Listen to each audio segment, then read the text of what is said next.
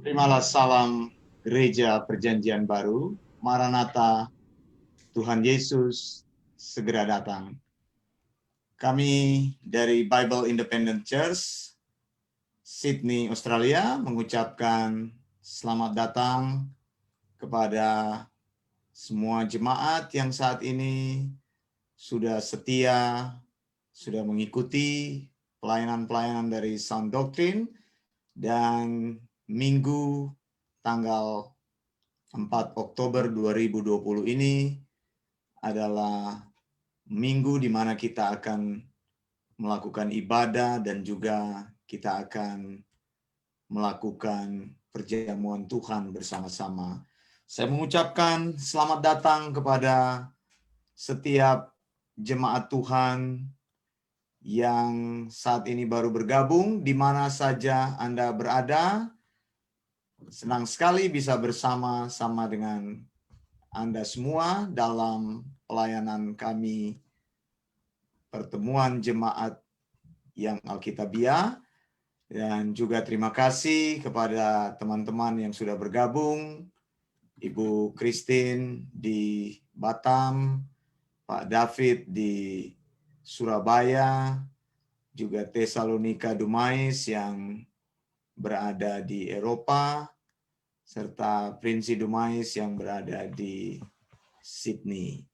Baik, Bapak Ibu yang dikasihi Tuhan, kita akan memuji Tuhan dalam setiap kebaktian-kebaktian kami. Saya selalu mengajak kita untuk memuji Tuhan, mengagungkan Tuhan, dan ini bukan satu entertain, tapi semua orang memuji Tuhan, menyatakan keagungan kepada Tuhan. Jadi tidak ada orang yang menjadi artis dalam kebaktian kami atau orang yang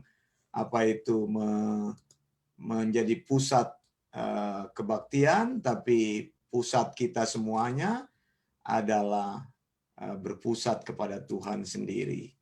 Mari kita akan menyembah Tuhan dengan lagu yang sudah saya siapkan ini, yang berjudul How Deep the Father's Love for Us.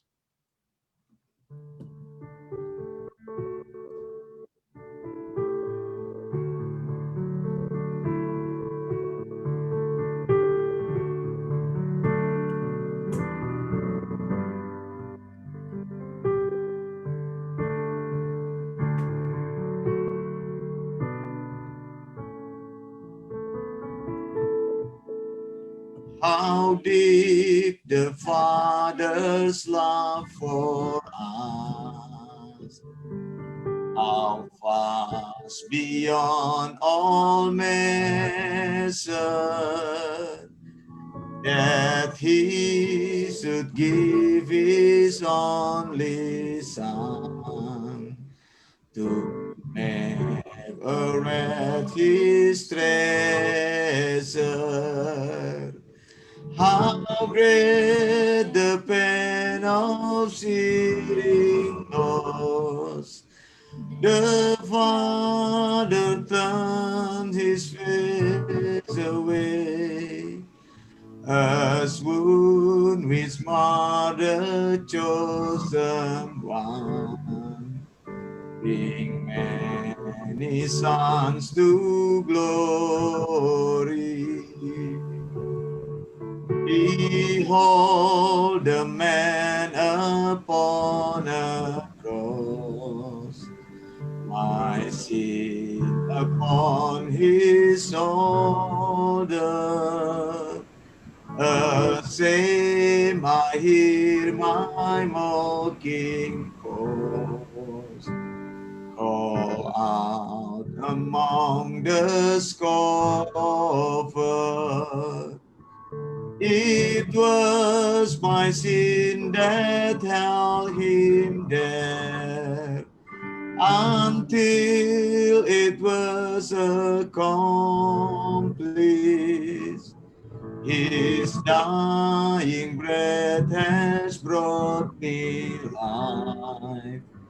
I know that it is finished. finish. I will not boast in anything, no gift, no power, no wisdom, but I will boast in Jesus Christ, His death and resurrection. What should I gain from His reward? I cannot give an answer, but this I know with all my heart, His wound have paid my ransom. Puji Tuhan. Lagu ini berkata kepada kita bahwa betapa besar kasih Allah kepada kita. Kasih Allah itu melampaui segalanya. Dia berikan anaknya Yesus Kristus sehingga kita orang-orang berdosa menjadi umat-umat kesayangannya. Padahal dikatakan betapa besar rasa sakit di mana ketika kehilangan itu Bapa berpaling dari anaknya begitu. Tapi oleh karena luka-luka dan penderitaan Yesus, maka banyak orang bisa datang kepada keselamatan itu sendiri. Baik, kita akan berdoa. Saya minta Ibu Christine dari Batam untuk memimpin kita di dalam doa. Silakan, Bu.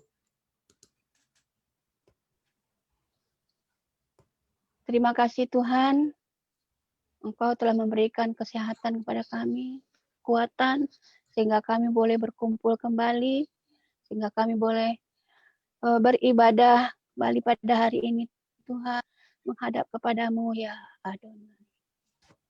Terima kasih Tuhan untuk semuanya. Kami beribadah pada pagi hari ini, mulai dari persiapan sampai ke akhirnya Tuhan. Biarlah kiranya Engkau yang memimpin kami. Engkau yang berbicara pada hari ini Tuhan. Sehingga kami mengerti apa maksud-Mu. Sehingga kami boleh memperoleh kebenaran yang daripadamu ya Tuhan. Kerinduan-kerinduan hati kami, keinginan-keinginan kami, hati kami yang terdalam ya Tuhan. Terjawab semuanya hendaknya pada hari ini Tuhan. Kami mohon kepadamu ya Tuhan. Terima kasih untuk segala pemeliharaan Tuhan. Segala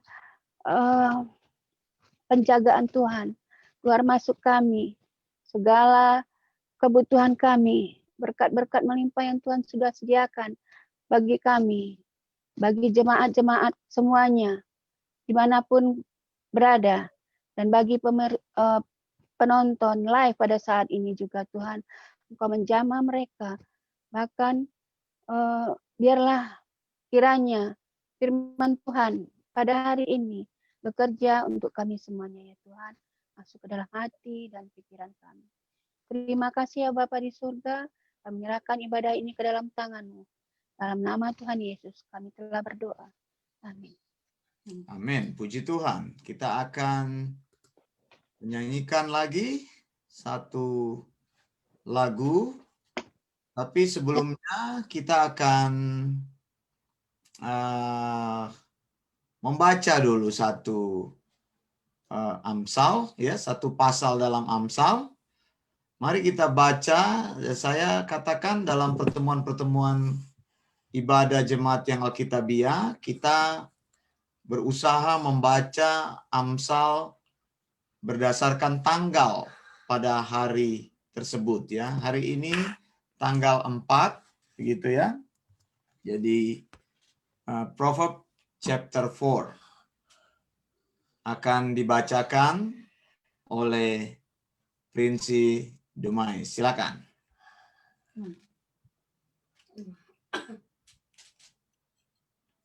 Listen, my sons, to a father's instructions. Pay attention and gain understanding. I give you sound learning, so do not forsake my instruction. For I too was a son to my father, still tender by my mother. And then he taught me, and he said, take hold of my words, and with all your heart keep my command, and you will live. Get wisdom, get understanding. Do not forget my words, and turn away from them. Do not forsake wisdom, and she will protect you. Love her, and she will watch over you. The beginning of wisdom is this: get wisdom. Though it cost you all you have, get understanding. Cherish her, and she will exalt you. Embrace her, and she will honor you. She will give you a garland to present your head, to grace your head, and present you a glorious crown. Listen, my son, accept what I say, and the many years of your life will be many. I instruct you in the way of wisdom and lead you along straight paths. When you walk, your steps will not be hampered. When you walk, you will not when you run, you will not stumble. Hold on to instruction, do not let it go. Guard it well, for it is your life. Do not set foot on the path of the wicked or walk in the way of the evildoers. Avoid it, do not walk on it, turn away from it, and go in your way. For they cannot rest until they do evil. They are robbed of sleep till they make someone stumble. They eat the bread of wickedness and drink the wine of violence. The path of the righteous is like the morning sun, shining ever brighter till the full light of day. But the way of the wicked is like deep darkness. They do not know what makes them stumble. My son, pay attention to what I say. Turn your ear to my words. Do not let them out of your sight. Keep them within your heart, for they are life to those who find them and health to one's whole body. Above all else, guard your heart, for everything you do flows from it. Keep your mouth from perversity. Keep corrupt talk far from your lips. Let your eyes gaze straight ahead. Fix your gaze directly before you. Give careful thought for the paths for your feet, and be steadfast in all your ways. Do not turn to the right or left. Keep your foot from evil. Amin. Puji Tuhan. Dan kemudian pembacaan dari Mazmur, Psalm chapter 8. Nanti saya mau minta dari salah satu dari Manado, bisa? Timothy? Can you please Psalm chapter 8? Any version of the Bible, either in English or in Indonesia, please. Is that me or? No, Timothy. Mazmur 8.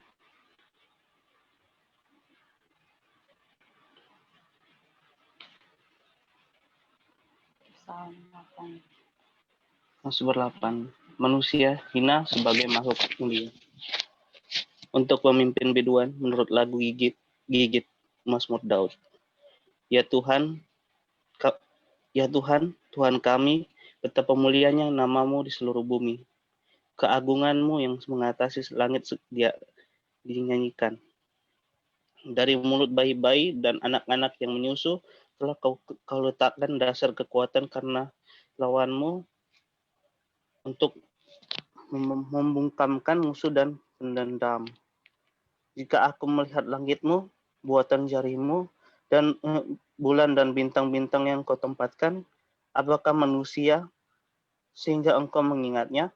Apakah anak manusia sehingga engkau mengindahkannya? Namun engkau telah membuatnya hampir sama seperti Allah dan telah memahkotainya dengan kemuliaan dan kehormatan dan hormat. Engkau membuat dia berkuasa atas buatan tanganmu, segala-galanya telah kau letakkan di bawah kakinya. Kambing domba dan lembu sapi sekalian, juga binatang-binatang di padang, burung-burung di udara dan ikan-ikan di laut, dan apa yang melintasi arus lautan. Ya Tuhan, Tuhan kami, betapa mulianya namamu di seluruh bumi. Amin. Puji Tuhan. Nah, sekarang kita akan nyanyikan satu lagu lagi. Sekali lagi saya bilang, dalam pertemuan-pertemuan jemaat yang Alkitabiah, kami berusaha mengajak jemaat untuk memuliakan Tuhan. Jadi bukan memuliakan diri sendiri, bukan menyanyikan lagu yang membangkitkan emosi kita, tapi memberi pengagungan kepada Tuhan. Nah, lagu-lagu itu kami pilihkan, lagu-lagu yang isinya, syairnya mempunyai nilai yang sangat Alkitabiah. Jadi bukan untuk konsumsi kita atau sebagai entertain, tapi kita sebagai satu pengagungan kepada Tuhan. Kita akan nyanyikan lagu yang berjudul Are You Washed in the Blood.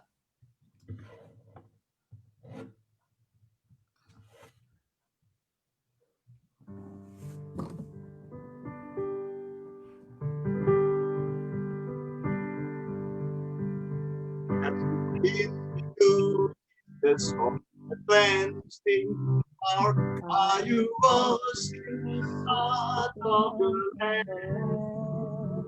Are you fully trusting in Him?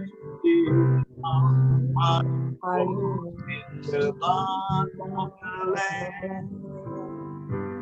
Are you washed in the blood, in the cleansing blood of the Lamb? Are you are they white as snow?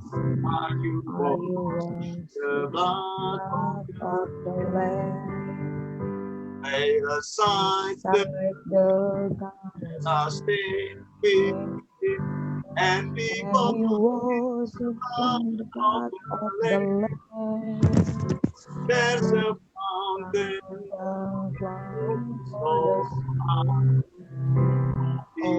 washed in the blood of the Lamb. Are you washed in the blood? The soul cleansing blood of the Lamb? Are your garments spotless? Are they white as snow?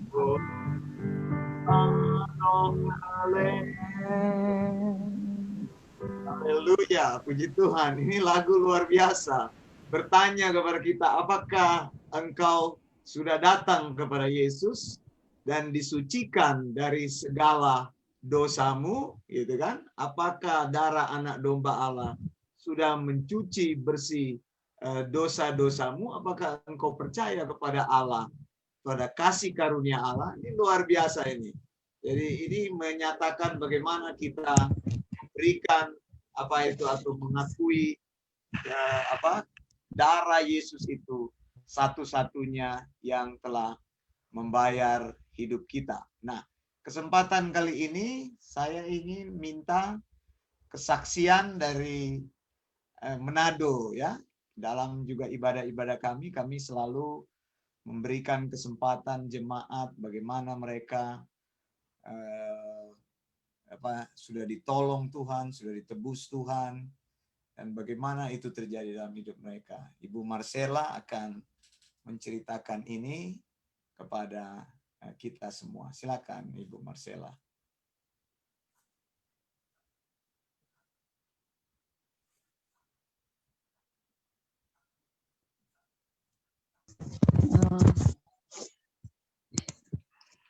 Maranatha.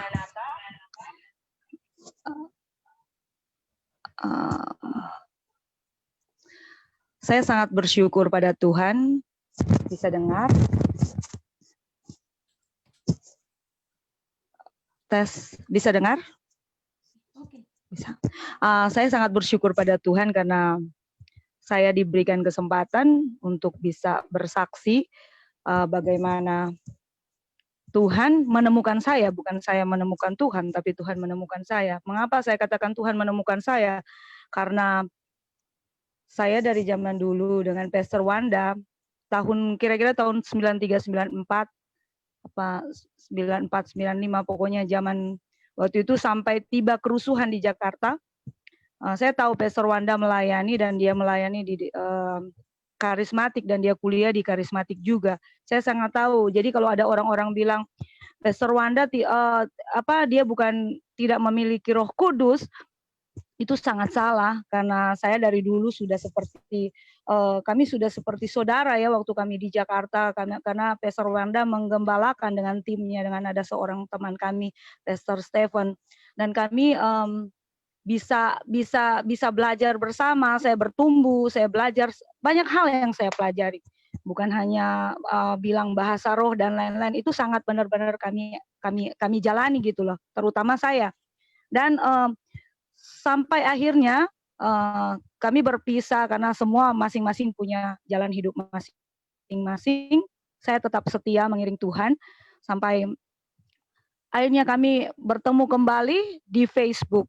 Saya bertemu dengan Pastor Wanda di Facebook dan saya menemukan banyak hal, terutama di dalam pengajaran gitu loh. Saya memang bergereja, saya beribadah, saya mengikuti apa yang saya pernah pelajari dari zaman dahulu. Mau bilang karismatik ya sangat karismatik. Tapi setelah saya belajar banyak dari apa yang saya dapat sekarang, dulu saya pernah berpikir begini, karena saya memang suka sekali baca Alkitab, jadi saya memang senang baca Alkitab. Anak-anak saya juga terdidik, pokoknya mereka buka mata, harus baca firman, harus berdoa. Saya didik mereka seperti itu. Karena saya bilang, cuma Tuhan yang bisa tolong kalian gitu loh. Dan setelah saya baca, selalu saya baca Alkitab. Bahkan saya punya prinsip, saya baca Alkitab satu hari 11 halaman. Dari zaman tahun berapa ya, pokoknya anak saya yang Timothy masih kecil. Timothy sekarang mau 20 tahun. Dan Timothy masih 3 tahun, saya sudah baca Alkitab. Memang saya sebelumnya memang sudah baca Alkitab. Tapi saya temukan, saya belajar juga, waktu itu saya sempat tinggal di Batam, saya belajar bahwa satu hari saya baca Alkitab 11 halaman, kalau dia dari halaman 1 sampai halaman 11, saya bisa baca dalam 1 tahun 3 kali baca Alkitab. Dan saya pikir, saya punya prinsip begini, saya baca aja, mengerti nggak mengerti, Tuhan satu kali nanti ajarin saya. Tuhan satu kali nanti akan bukakan saya, mengerti atau tidak. Satu kali saya baca itu, Tuhan kenapa nih tulisan ulang-ulang dan ulang-ulang gitu loh. Maksudnya ada beberapa cerita di Alkitab, mulai dari Kejadian, apalagi di kitab Imamat, ada yang saya rasa ini tulisannya kadang nggak mengerti. Tapi setelah saya renungkan, ketika saya temukan sound doctrine, saya renungkan setelah Pastor Wanda menjelaskan Kejadian, waktu saya belajar Kejadian, kitab Kejadian dengan kitab Wahyu, saya kaget gitu loh, satu persatu terbuka, dan itu ada hubungannya, bukan tidak ada hubungan. Bahkan di dalam Kejadian, kalau nggak salah, Pastor Wanda pernah menjelaskan tentang yang ayat yang mengatakan harus buru-buru gitu loh. Mengapa mereka harus buru-buru? Orang Israel harus buru-buru untuk melakukan mau menyembelih domba. Saya sebenarnya itu, kalau buat saya waktu itu, baca aja sebagai Alkitab sebagai satu tulisan di mana saya baca, karena saya orang Kristen, saya percaya Tuhan dan saya akan baca. Tapi saya nggak sangka bahwa setiap perkataan firman Allah benar-benar Alkitab itu perkataan firman Allah, dan itu hidup gitu loh. Dan itu ada berkaitan dan benar-benar harmonis satu dengan yang lain. Dan disinilah saya menemukan bahwa benar-benar ajaran yang seperti ini harus kita benar-benar pegang dan harus kita ajarkan ke orang lain, karena akhirnya saya bisa melihat dan saya menyaksikan bahwa setelah saya pelajari ini semua, saya belajar, saya semangat di dalam ini, dan Tuhan buat saya lebih semangat. Dan kalau orang lain ikut Tuhan, mungkin standar mereka hidup diberkati, ada uang, ada semua lah. Tapi buat saya, ketika saya mencari Tuhan sungguh-sungguh, jadi Tuhan menemukan saya, Tuhan tahu hati saya sungguh-sungguh mencari. Dan saya nggak nyangka, saya bilang ke teman saya, Miracle, kalau kamu boleh bilang apapun, tapi apa yang saya benar-benar pernah pikir dulu, ini Alkitab nggak mengerti lagi kadang-kadang kan, ini Kejadian, ini apalagi Imamat ini. Tapi ya baca aja lah, sebagai orang Kristen saya akan baca. Tapi setelah saya belajar sound doctrine, ada banyak hal yang Tuhan buka. Dan bukan saya nggak pernah belajar teologi, saya pernah belajar walaupun hanya sedikit, tapi saya pernah belajar. Sungguh-sungguh ketika saya belajar sound doctrine di Elias Theological School ini, standarnya bahkan melebihi orang-orang yang mungkin sekarang sudah sarjana teologi ya. Ini melebihi sebenarnya, karena saya pernah mempelajari hal tersebut. Dan saya benar-benar terberkati, sangat diberkati, terutama ajaran yang benar akan menghasilkan praktek beriman yang benar. Sedangkan kita ajaran yang salah, kita akan mempraktekkan hal-hal beriman yang sama gitu loh. Dan saya sudah mengalami, bukan tidak mengalami. Dan akhirnya saya ambil keputusan gitu loh. Saya benar-benar pegang teguh, saya akan mendidik anak-anak saya belajar sound doctrine. Sound doctrine bukan milik Pastor Wanda Dumais. Sound doctrine itu memang ajaran yang sehat, ajaran yang benar-benar alkitabiah. Jadi kalau ada orang bilang, oh sound doctrine itu dari Wanda Dumais, oh salah. Sound doctrine itu memang pengajaran yang benar-benar sehat. Apa yang Paulus katakan ada di dalam tulisan Paulus gitu loh. Jadi kalau buat saya bukan mau angkat dan memuji sound doctrine, tapi benar-benar ajaran sehat itu sangat penting di dalam kehidupan saya, di dalam kehidupan setiap orang gitu loh. Ketika saya belajar ini, saya didik anak-anak saya, terutama saya dapatkan selama ini kalau mau bilang saya orang yang paling setia memberi perpuluhan.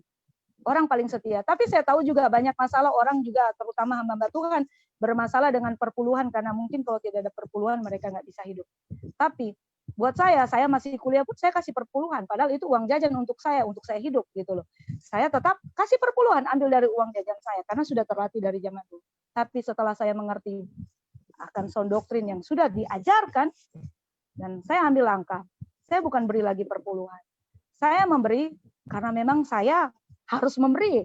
Karena memang begitu apa yang dikatakan oleh Tuhan. Adalah lebih berbahagia memberi daripada menerima. Tapi saya bukan menjalankan perpuluhan. Saya memberi.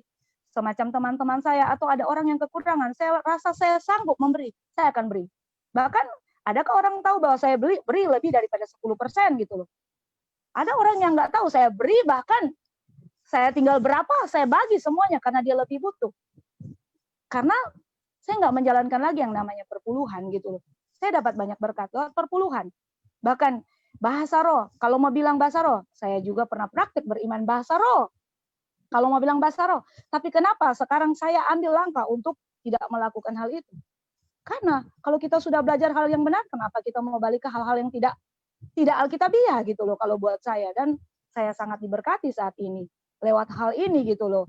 Dan saya senang sebenarnya karena saya diberikan kesempatan untuk bersaksi tentang bagaimana saya ini benar-benar bisa mendapatkan hal ini. Saya bilang Tuhan yang menemukan saya karena kalau selama ini saya menjalankan, ya ini seperti pada umumnya orang bergereja, orang pergi ke gereja, baca Alkitab dan biasa-biasa aja tuh hidup. Tapi sekarang saya sangat excited. Dulu saya pernah kuliah teologi tapi nggak mengerti bahasa Yunani gitu loh. Tapi setelah saya diajarkan bahasa Yunani di Helios Theological School, saya bisa gitu loh. Bahasa Ibrani pun saya bisa, walaupun mungkin tidak selancar orang-orang Yunani dan orang-orang Ibrani, tapi saya sudah bisa mengeksegesis Alkitab.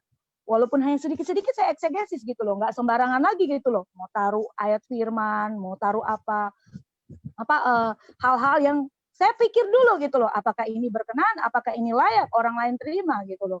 Dan inilah kesaksian saya bahwa Tuhan menemukan saya lewat sound doctrine ini. Dan sound doctrine bukan milik Pastor Wanda. Sound doctrine memang benar-benar adalah ajaran sehat.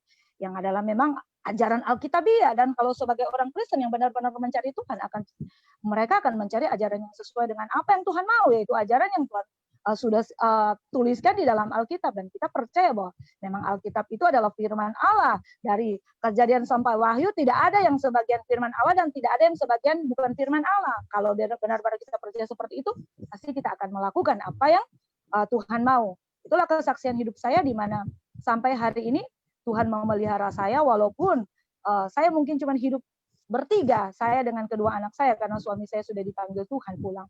Tapi pemeliharaan Tuhan sempurna terhadap saya dan tadi pun saya benar-benar waktu tadi saya benar-benar mengagumi Tuhan. Kenapa saya bilang Tuhan makasih kalau memang lebih banyak lagi Tuhan mau kasih, saya siap. Saya siap Tuhan. Apapun itu saya siap. Bukan karena saya mau mencari berkat. Hidup bukan karena berkat Tuhan. Tuhan tahu apa yang akan Dia siapkan untuk kita. Porsi-porsinya Dia sangat tahu. Cuman bagaimana kita menjalankan apa yang Tuhan ajarkan yang sesuai dengan Alkitabiah gitu ya. Yang benar-benar sehat. Bukan yang aneh-aneh gitu loh. Kalau kita sudah tahu, mengapa kita harus menjalankan ajaran yang tidak sehat gitu loh. Kalau ada ajaran yang Alkitabiah yang memang sehat. Nah, dan saat ini saya terus menjalankan apa yang sudah saya terima. Anak-anak saya didik mereka, dan kami selalu ada ibadah setiap hari Minggu, bahkan setiap hari saya membicarakan hal itu kepada anak-anak saya. Dan biarlah kesaksian saya ini bisa menjadi berkat buat semua yang mungkin nonton, karena tidak ada hal yang lebih baik, tidak ada hal yang lebih mulia. Selain kita benar-benar belajar, kita mencari Tuhan tidak pernah sia-sia. Tuhan tahu porsi kita sampai di mana, Tuhan tahu kebutuhan kita sampai di mana, karena sampai hari ini Allah sungguh-sungguh memelihara hidup saya dan kedua anak saya. Sampai hari ini, walaupun kami hidup seperti ini, orang bilang kami cuma bertiga, tidak ada bapaknya karena tidak ada tulang punggung. Tapi Tuhan itu sungguh-sungguh memelihara. Kenapa Tuhan pelihara? Nggak perlu kita sogok Tuhan pakai perpuluhan. Nggak perlu juga nyogok Tuhan kita harus kasih berkat ke orang lain. Ini uang buat kamu. Enggak. Kita kalau mau memberi, memang itulah kita harus memberi. Tetapi kita harus menjalankan apa yang ajaran yang sudah disampaikan oleh Alkitab gitu loh. Alkitab bilang A, ya kita harus melakukan A. Jangan kita juga jadi orang yang ekstrim, tapi akhirnya kita tidak mengerti apa-apa. Kita harus tahu apa yang Alkitab ajarkan gitu loh. Dan kalau saya dapat ajaran gratis, kenapa saya tidak ambil gitu loh. Saya dapat pelajaran gratis gitu loh di Elios Theological School. Jadi saya ambil. Makanya saya mungkin paling rajin, walaupun kadang-kadang ada bolong-bolong karena ada hal-hal yang harus saya lakukan. Tapi saya mau belajar banyak, dan saya yakin bukan saya mengada-ngada, aduh Tuhan memelihara saya. Tapi setelah saya sangat serius, Tuhan juga tunjukkan keseriusan Tuhan di dalam hidup saya dan anak-anak saya. Terutama saya bisa memelihara anak saya bisa menghidupi anak saya. Adalah tangan Tuhan lewat hal-hal tertentu yang akan buat kami hidup gitu, dan sampai saat ini kami tetap hidup gitu loh. Dan apa sih yang kita cari? Yang kita cari sebenarnya apa di dunia ini? Kita mau cari apa? Kita mau cari ketenaran, kepintaran, kegagahan, supaya orang sanjung dan puja kita. Sebenarnya hal itu sia-sia gitu loh. Yang kita mau cari kekekalan. Apa yang kita bisa bawa nanti? Ya kebenaran gitu loh, kebenaran firman Tuhan yang kita pelajari selama ini. Dan kiranya semua yang saya sampaikan saat ini, terutama kesaksian, terutama mungkin ada bapak-bapak gembala, ibu-ibu gembala yang mungkin memegang gereja dan takut kehilangan mungkin uang atau pendapatan karena perpuluhan. Percaya Tuhan itu Tuhan yang sangat tahu kebutuhan kita seperti apa. Karena saya mengalami. Tuhan itu sangat tepat, waktu tidak pernah terlambat. Kalau mau bilang mujizat, mau bilang orang sering, oh ini saya mengalami mujizat. Mau bilang mujizat, saya juga sangat mengalami mujizat. Tuhan sangat tolong saya. Saya mau bilang, masa saya mau bersaksi akhir-akhir ini ketika saya setia sama firman Tuhan, saya belajar sound doktrin, saya dapat uang dari ini, saya dapat berkat dari ini. Nggak perlu saya bicara tentang itu, karena kita ikut Tuhan bukan mau cari uang. Kita ikut Tuhan bukan mau cari duit gitu loh. Tapi kita ikut Tuhan karena kita mau cari benar-benar kerajaan Allah itu, kekekalan itu gitu loh. Kita benar-benar mau sampai di mana Yesus Kristus memerintah satu kali nanti kan. Dan kita berbicara bukan tidak ada pengharapan. Kita bukan bicara tentang hal-hal yang kosong. Kalau orang lain mungkin punya hal yang mungkin mereka rasa pengharapan mereka lebih kekal yang mungkin dunia ini. Kalau buat saya, pengharapan saya lebih kekal adalah belajar firman. Karena saya akan mencapai kekekalan nanti. Satu kali kelak di surga nanti gitu loh. Dan kiranya semua apa yang saya bicarakan ini, apa yang saya saksikan bisa membuat para hamba-hamba Tuhan yang benar-benar mau melakukan ajaran yang sehat, ajaran yang mana, lakukanlah gitu loh. Jangan merasa, nanti saya kehilangan pendapatan. Oh, Tuhan sangat tahu apa yang Anda butuh. Benar-benar Tuhan sangat tahu kan. Saya mengalami. Mungkin ada di belakang, kamu kan ada duit, kamu tinggal di tempat yang mantap, kamu tinggal di rumah mewah, kamu jangan salah. Kalau bukan karena Tuhan yang memelihara saya nggak bisa hidupin anak dua saya ini. Tapi karena Tuhan pemelihara. Bahkan di saat saya sungguh-sungguh mencari, benar-benar belajar sound doktrin, lebih banyak lagi Tuhan bukakan berkat buat saya. Tapi kita bukan bicara ukuran ikut Tuhan mendapat berkat duit, tapi itulah kenyataan saya hidup selama ini. Dan benar-benar Tuhan bukakan. Saya nggak kekurangan sesuatu yang baik sampai detik ini. Dan itulah kesaksian saya. Semoga menjadi berkat buat semuanya. Terima kasih.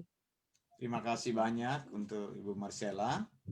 Baik, kita akan seperti biasa dalam kebaktian kami selalu, pokoknya kalau datang ke pertemuan jemaat Alkitabiah itu dilatih berpikir gitu ya. Jadi menggunakan otak, jangan cuma terima-terima aja apa yang dikatakan orang. Jadi saya ingin merangsang terus Anda dengan pikiran-pikiran yang baik. Nah, sekarang kita akan memasukkan pikiran-pikiran Tuhan dalam pikiran kita, yaitu melalui memorizing verses gitu ya. Jadi menghafal ayat. Oke, pertama dari John 3:16, Yohanes 3 ayat 16. Dalam bahasa Inggris ya, kami sudah menghafalkannya, nanti Anda lihat dalam bahasa Indonesia. Yohanes 3 ayat 16. John 3:16 dia katakan seperti ini, for God so loved the world that he gives his only son, that whoever believe in him shall not perish but have eternal life. Kalau bahasa Indonesia bilang apa? Karena begitu besar kasih Allah. Karena begitu besar kasih Allah akan dunia ini, sehingga ia telah mengaruniakan anaknya yang tunggal, supaya setiap orang yang percaya kepadanya tidak binasa, melainkan memperoleh hidup yang kekal. Kemudian John 14:6, Jesus answer, I am the way, the truth, and the life. No one comes to the Father but except through me. Bahasa Indonesia bilang apa? Kata Yesus kepadanya, akulah jalan dan kebenaran dan hidup. Tidak ada satu seorang pun yang datang kepada Bapa tanpa melalui Yesus. aku. Mantap, udah lancar. Kemudian 1 Peter 5:7 dikatakan casting all your care to him, for he cares for you. Gitu. Kalau dalam bahasa Indonesia bilang apa? Serahkanlah segala kekhawatiranmu kepadanya. Ia yang memelihara kamu. Amin. Nah, ini ayat-ayat ini nanti di kemudian hari Tuhan akan munculkan kalau engkau membutuhkannya. Makanya mesti tahu. Kemudian Philippians 4:13 dalam bahasa Inggris bilang I can do all things through Christ who strengthens me. Bahasa Indonesia bilang apa? Segala perkara dapat kutanggung di dalam Dia yang memberi kekuatan kepadaku. Haleluya. Kemudian Ephesians 2:8-9 dikatakan for it is by grace you have been saved through faith, and this is not from yourself, it is the gift of God, not by word, so no one can boast. Bahasa Indonesianya bilang apa? Sebab oleh karena kasih karunia kamu telah diselamatkan iman, bukan dari diri, iman, karena kebaikanmu. kasih karunia Allah, bukan karena pekerjaan baik sehingga seseorang dapat membanggakan diri. Kemudian Roma 10 ayat 9 sampai Romans 10:9-10. If you declare with your mouth Jesus is Lord and believe in your heart that God raised him from the dead, you will be saved. For it is with your heart that you believe and are justified, and it is with your mouth that you profess your faith and are saved. Dalam bahasa Indonesianya bilang apa? Jika kamu mengaku dengan mulutmu Yesus adalah Tuhan, dalam hatimu, Allah telah membangkitkan Dia dari antara maka kamu akan diselamatkan. Dengan hati orang percaya dan dibenarkan, dan mulut orang akan mengaku diselamatkan. Amin. Nah, ini ayat yang pendek sekarang. Luke 1:37. For with God nothing shall be impossible. Apa artinya?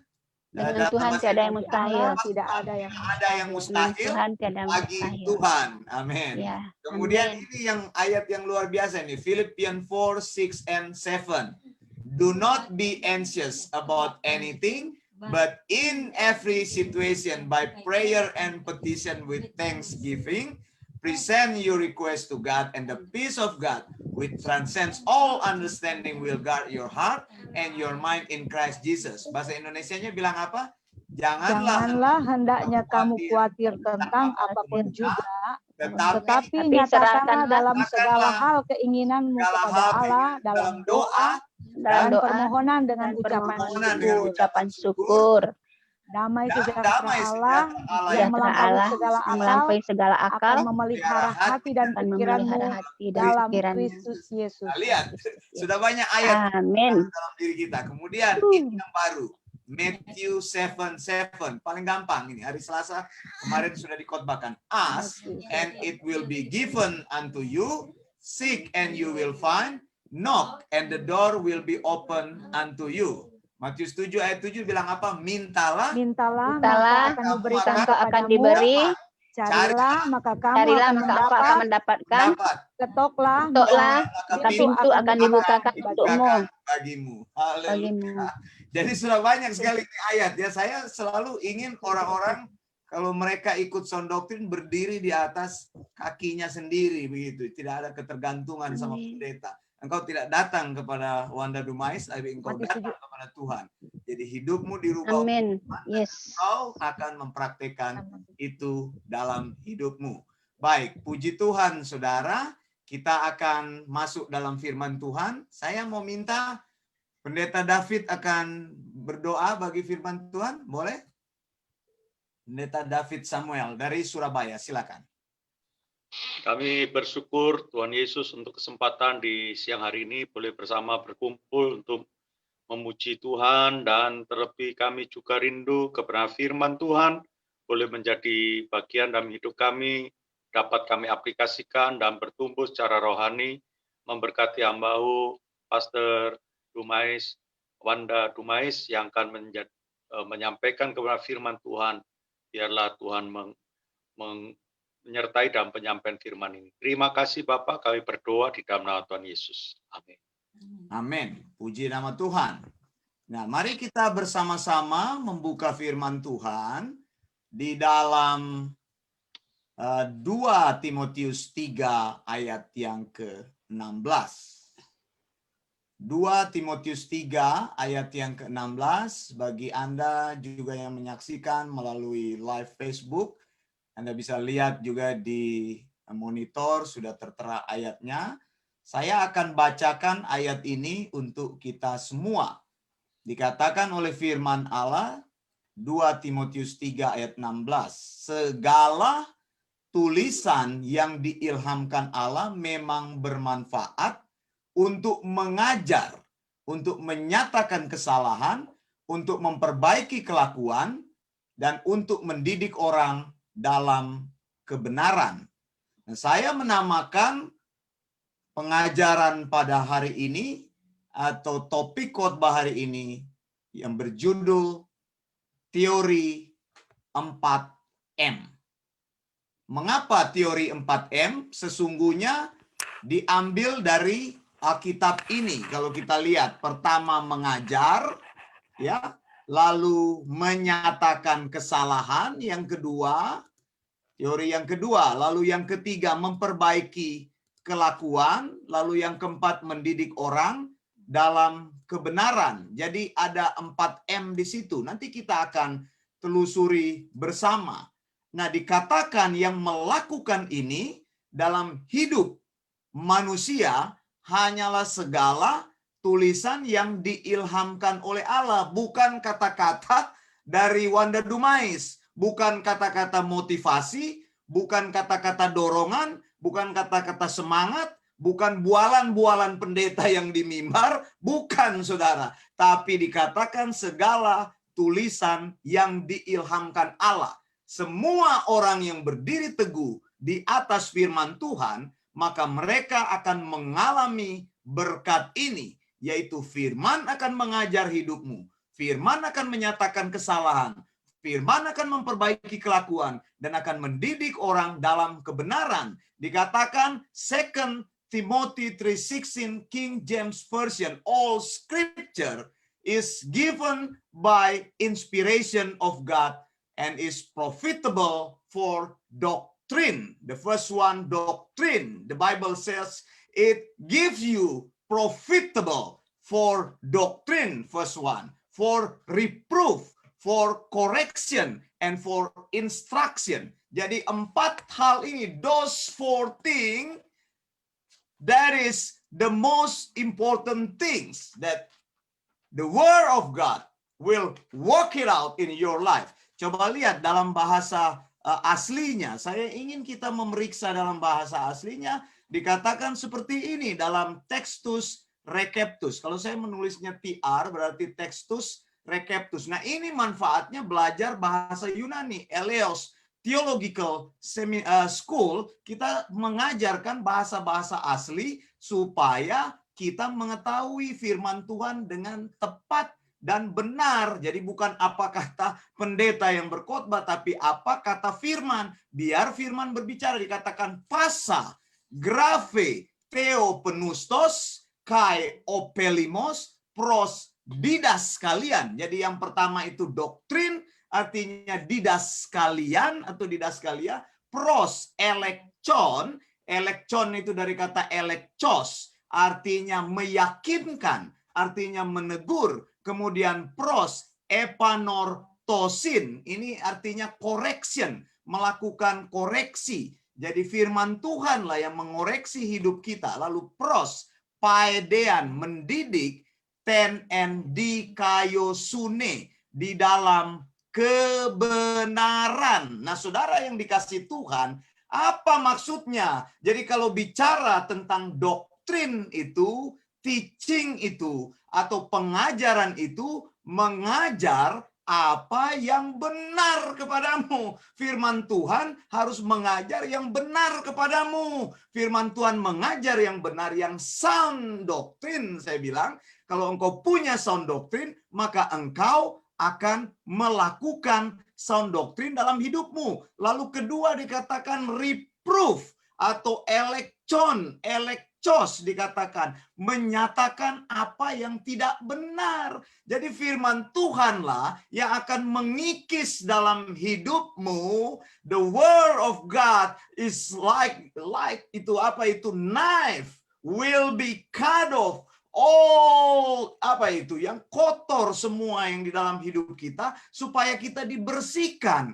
Jadi firman Tuhan inilah yang membuat hidup kita menjadi benar, kesalahan kita ditegur. Maka kalau orang belajar firman Tuhan menegur, dia tidak berubah-berubah. Saya bilang percuma, jadi tidak dilakukan. Mengapa orang tidak lakukan firman Tuhan? Karena tidak mengerti apa yang dikatakan. Karena saya bilang di mimbar-mimbar gereja itu hanya diberitakan 10 topik khotbah yang membawa maut. Hanya bicara motivasi.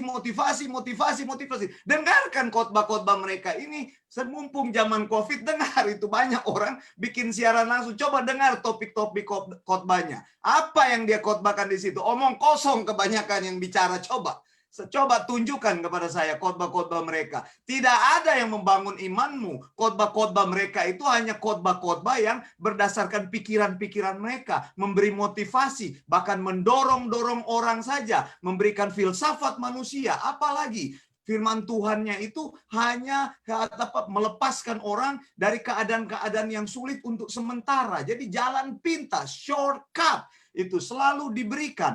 Tapi Alkitab katakan firman harus menyatakan apa yang tidak benar. Jadi kita diubahkan menjadi semakin lama semakin menjadi serupa Kristus. Sound doktrin melakukan itu. Jadi kalau orang ikut Tuhan lalu jadi aneh-aneh, tidak percaya kepada firman Tuhan. Ada orang yang bilang bahwa saya tidak perlu firman Tuhan, yang penting dengar-dengar nubuat aja. Ini omong kosong. Bagaimana engkau mau dengarkan apa itu kebenaran firman Tuhan tanpa mendengarkan apa Allah bicara kepadamu? Lalu dikatakan correction. Correction itu apa? Memberitahu bagaimana menjadi benar. Jadi diperbaiki. Tadi menyatakan bahwa engkau salah. Kemudian Tuhan kasih tunjuk. Ini jalan yang benar. Lalu kemudian engkau dididik. Jadi orang bisa belajar. Bagaimana orang itu belajar menjadi orang yang mengikut Tuhan secara benar. Nah ini kan penting. Teori 4M ini harus dipahami oleh setiap orang percaya.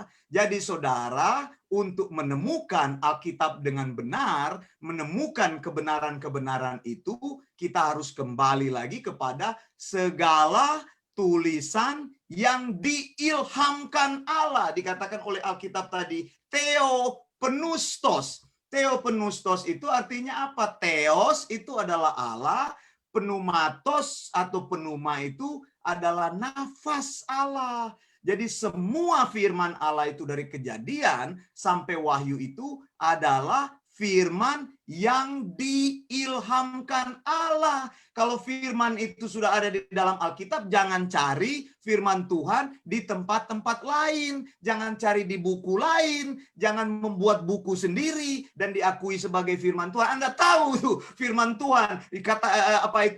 Satu gereja, katakanlah gereja Mormon, mereka itu mengangkat buku-buku mereka itu sebagai buku tulisan dari Joseph Smith itu sebagai satu buku tandingan Alkitab gitu. Ada lagi saudara kelompok Advent itu saudara, mereka lebih percaya tulisan-tulisan dari Ellen White gitu daripada Alkitab. Bagaimana mau jadi orang Kristen yang benar kalau engkau cinta Tuhan, cinta firman Tuhan dari Kejadian sampai Wahyu itu adalah firman yang tidak pernah berubah. Amin saudara.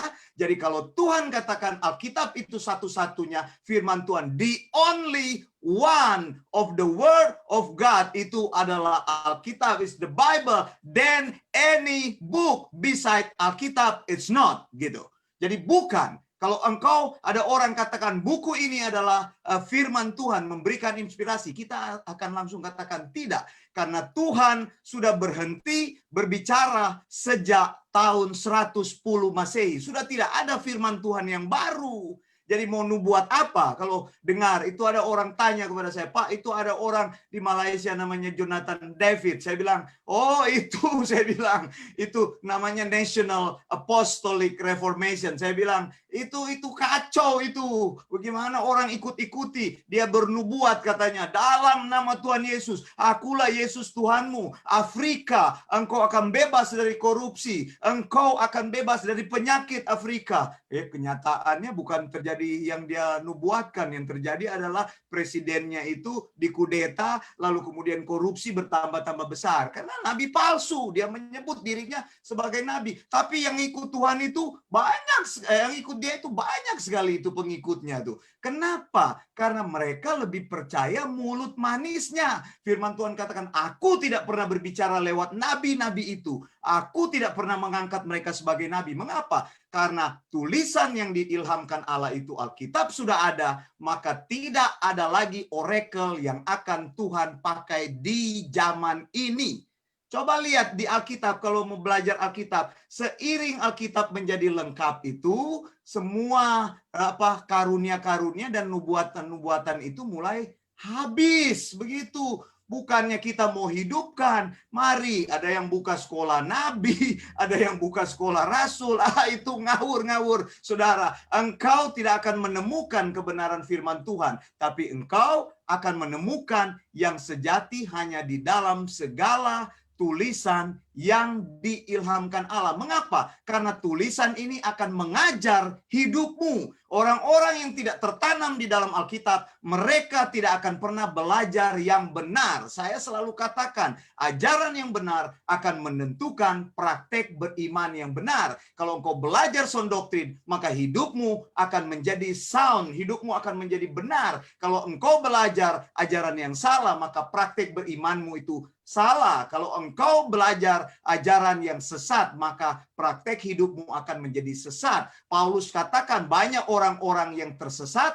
bukan hanya menyesatkan dirinya, tapi juga menyesatkan orang lain. Mengapa? Karena mereka tidak memegang teguh kebenaran firman Tuhan. Di sini sudah dikatakan, firman Tuhan katakan, semua tulisan. Jadi dikatakan semua tulisan, bukan hanya sebagian, bukan Alkitab hanya sebagian, hanya satu bagian itu firman Tuhan kita akui. Setiap kata di dalam Alkitab diwahyukan oleh Allah, diinspirasikan oleh Allah. Jadi tidak karang-karang kalau mereka ngomong, mereka memakai kata didaskalia, berarti itulah kata yang Roh Kudus ilhamkan kepada mereka untuk mereka tuliskan. Jadi didaskalia itu kata doktrin itu adalah kata yang diinspirasikan oleh Roh Kudus. Kemudian Roh Kudus memakai kata apa lagi tadi? Elektion tadi kita lihat, yaitu meyakinkan. Alkitab akan meyakinkan engkau bahwa engkau harus mengikut Tuhan, bahwa engkau harus berbalik dari jalanmu yang salah,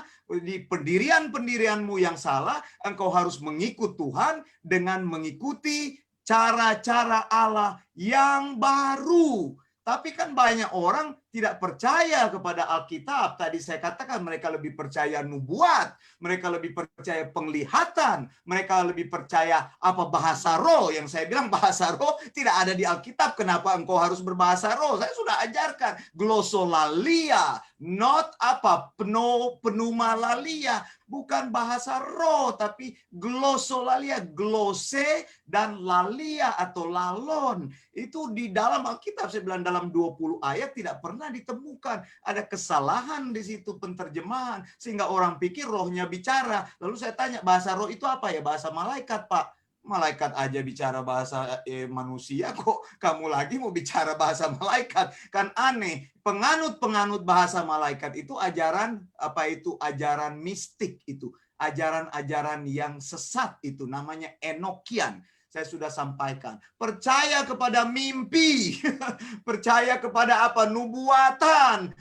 Melakukan praktek-praktek ngeroh. Itu di gerejanya Gilbert. Itu saya lihat di video itu. Di Glow itu. Orang masih masuk situ. Anaknya taruh itu sepatu. Ini saya bilang bukan main nih Gilbert Lumoindong, ketua GBI dia. Dia kasih biar anaknya khotbah. Sepatunya disembah sama jemaat. Lihat di video-video di sosial media ada. Saya bilang, hamba Tuhan model begini jangan dikasih naik mimbar ya, tapi ya begitu karena itu lebih peduli pada popularitas. Saya bilang kalau kau datang kepada Gilbert dia tidak peduli tentang ajaran, yang penting kau bayar persepuluhan di situ. Itu khotbahnya tidak mengajarkan engkau berdiri teguh dalam firman. Lihat, saya tidak menuduh tapi saya menonton sendiri, saya cek sendiri, itu sepatu ditaruh di kursi lalu orang jatuh-jatuh sembah-sembah itu sepatu. Ini orang bodoh semua, tapi mau datang kepada Glow itu. Gereja sesat begitu mau datang, itu kan bodoh karena tidak belajar firman Tuhan dengan benar begitu. Saya sudah koreksi berkali-kali pengajarannya, berkali-kali juga dia dikoreksi pengajarannya, tapi bisa berkelit aja ya karena uangnya mungkin banyak gitu.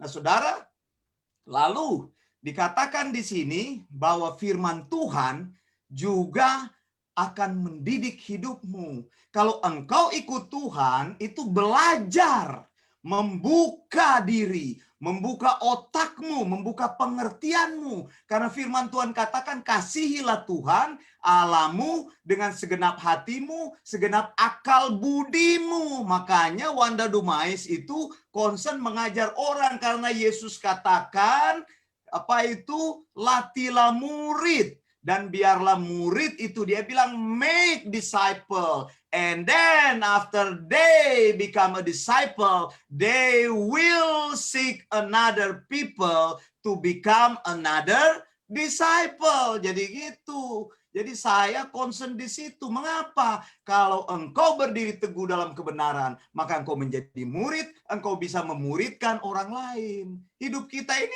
apa? Tadi Bu Marcella sudah katakan, hidup kita ini kan cuma sementara. Kita ini sekarang sedang berada di ujung waktu terakhir. Saya sudah mengajar tentang tahun-tahun Yahudi itu. Tahun Yahudi sekarang sudah di 5.781 dan orang Yahudi mempercayai di akhir 6 millennium ya, setelah tahun 6.000 maka Mesias akan datang. Saya periksa nubuatan itu memang tepat bahwa nanti ada kerajaan 1.000 tahun. Nah, di kerajaan 1.000 tahun 6.000 tambah 1.000 7.000, di tahun yang angka 7 itu adalah angka sempurna di mana kita akan beristirahat bersama dengan Tuhan. Jadi memang sudah sedikit lagi waktu itu. Dan kalau kita masih punya umur untuk Tuhan, mengapa kita tidak menggunakan hidup kita untuk kemuliaan Tuhan, menggunakan hidup kita untuk kebenaran-kebenaran Tuhan dinyatakan di dalam hidup kita, bukan untuk keuntungan. Wanda Dumais tidak mencari keuntungan darimu. Saya mengajar engkau menjadi orang yang benar dan engkau akan menambahkan kebenaran-kebenaran itu di dalam hidupmu. Kebenaran itu yang engkau bawa pulang. Saudara, jangan terus mencari-cari uang, saudara. Maksud saya itu uang penting. Tadi malam saya sudah khotbahkan, saudara, pikirkan perkara yang di atas. Set your passion on things above, begitu. Set your affection on things above, not on things on the earth, not on things on below, gitu. Under the heaven. Jangan di bawah. Kita memang masih hidup di dunia ini, tapi sekarang karena kita sudah ditebus Tuhan, hidup kita sekarang mulai mencari passion kita mulai kepada kebenaran-kebenaran Allah. Colossians 3:2 katakan kan, pikirkanlah, Kolose 3 ayat 2, pikirkanlah perkara-perkara yang di atas, di mana Kristus duduk memerintah. Artinya apa? Bukan hanya ide, tapi kita membelokkan course hidup kita, membelokkan tujuan hidup kita pada keinginan dan kebenaran-kebenaran Tuhan. Sekarang kebenaranmu ada berapa yang kau pegang? Alkitabiamu ada berapa? Apakah engkau sudah memegang 1% Alkitabiah dalam hidupmu? Apakah engkau sudah punya 5% Alkitabiah? Ini yang harus dipikirkan. Tuhan, saya ini, hidup saya sudah berapa persen ya Alkitabiah? Coba tes. Nah, kita punya umur kan semakin tahun semakin bertambah.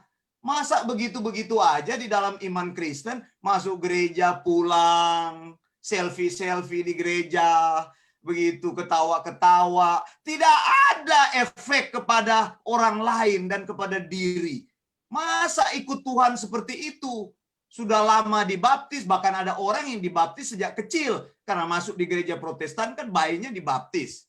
Lalu ada setelah itu bertumbuh jadi sekolah minggu, kemudian bertumbuh jadi remaja, jadi pemuda, kemudian nanti dia bertumbuh jadi ibu-ibu, kemudian nanti dia jadi majelis. Tapi begitu aja kehidupan, tidak ada keluar kebenaran dari hidup. Ini Tuhan tidak suka. Dikatakan tadi for instruction. Dia katakan paidean ten en dikaiosune. Paidean itu artinya mendidik. Jadi kita itu di training sebagai pasukannya Tuhan.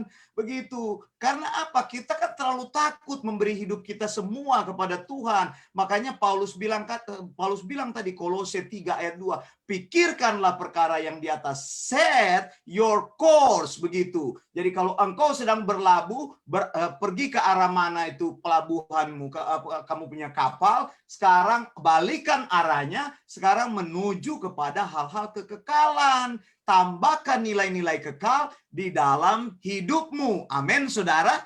Jangan tambahkan hal-hal yang tidak kekal. Betul sih kita berusaha. Saya juga sampai hari ini masih bekerja. Saya masih juga menghidupi keluarga saya. Kami masih melakukan banyak hal. Kami masih berbisnis. Tapi bukan itu tujuan hidup kami. Menggunakan apa yang kita miliki untuk melayani Tuhan dan membawa sebanyak mungkin orang mengenal kebenaran, bukan membawa orang datang kepada Wanda Dumais. Tidak, saya ingin membawa mereka kepada Kristus sehingga mereka tahu bahwa Tuhan itu sudah menyatakan firman dan firman-Nya itu benar. Jadi engkau juga nanti bisa punya argumentasi yang kuat kalau orang tanya begitu. Kalau orang tanya kepadamu, mengapa engkau percaya Alkitab itu adalah satu-satunya firman Tuhan? Jadi saya sudah bilang kalau Alkitab satu-satunya firman Tuhan, maka di luar Alkitab itu bukan firman Tuhan. Itu satu.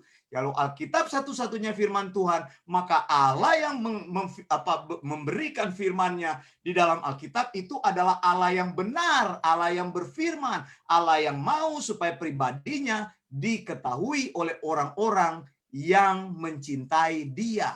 Jadi jangan cari Yesus di buku-buku yang lain ya. Jangan cari kebenaran Alkitab itu di dalam buku-buku Quran. Ya, saya tidak suka dengan teori-teori seperti itu. Percuma, saudara.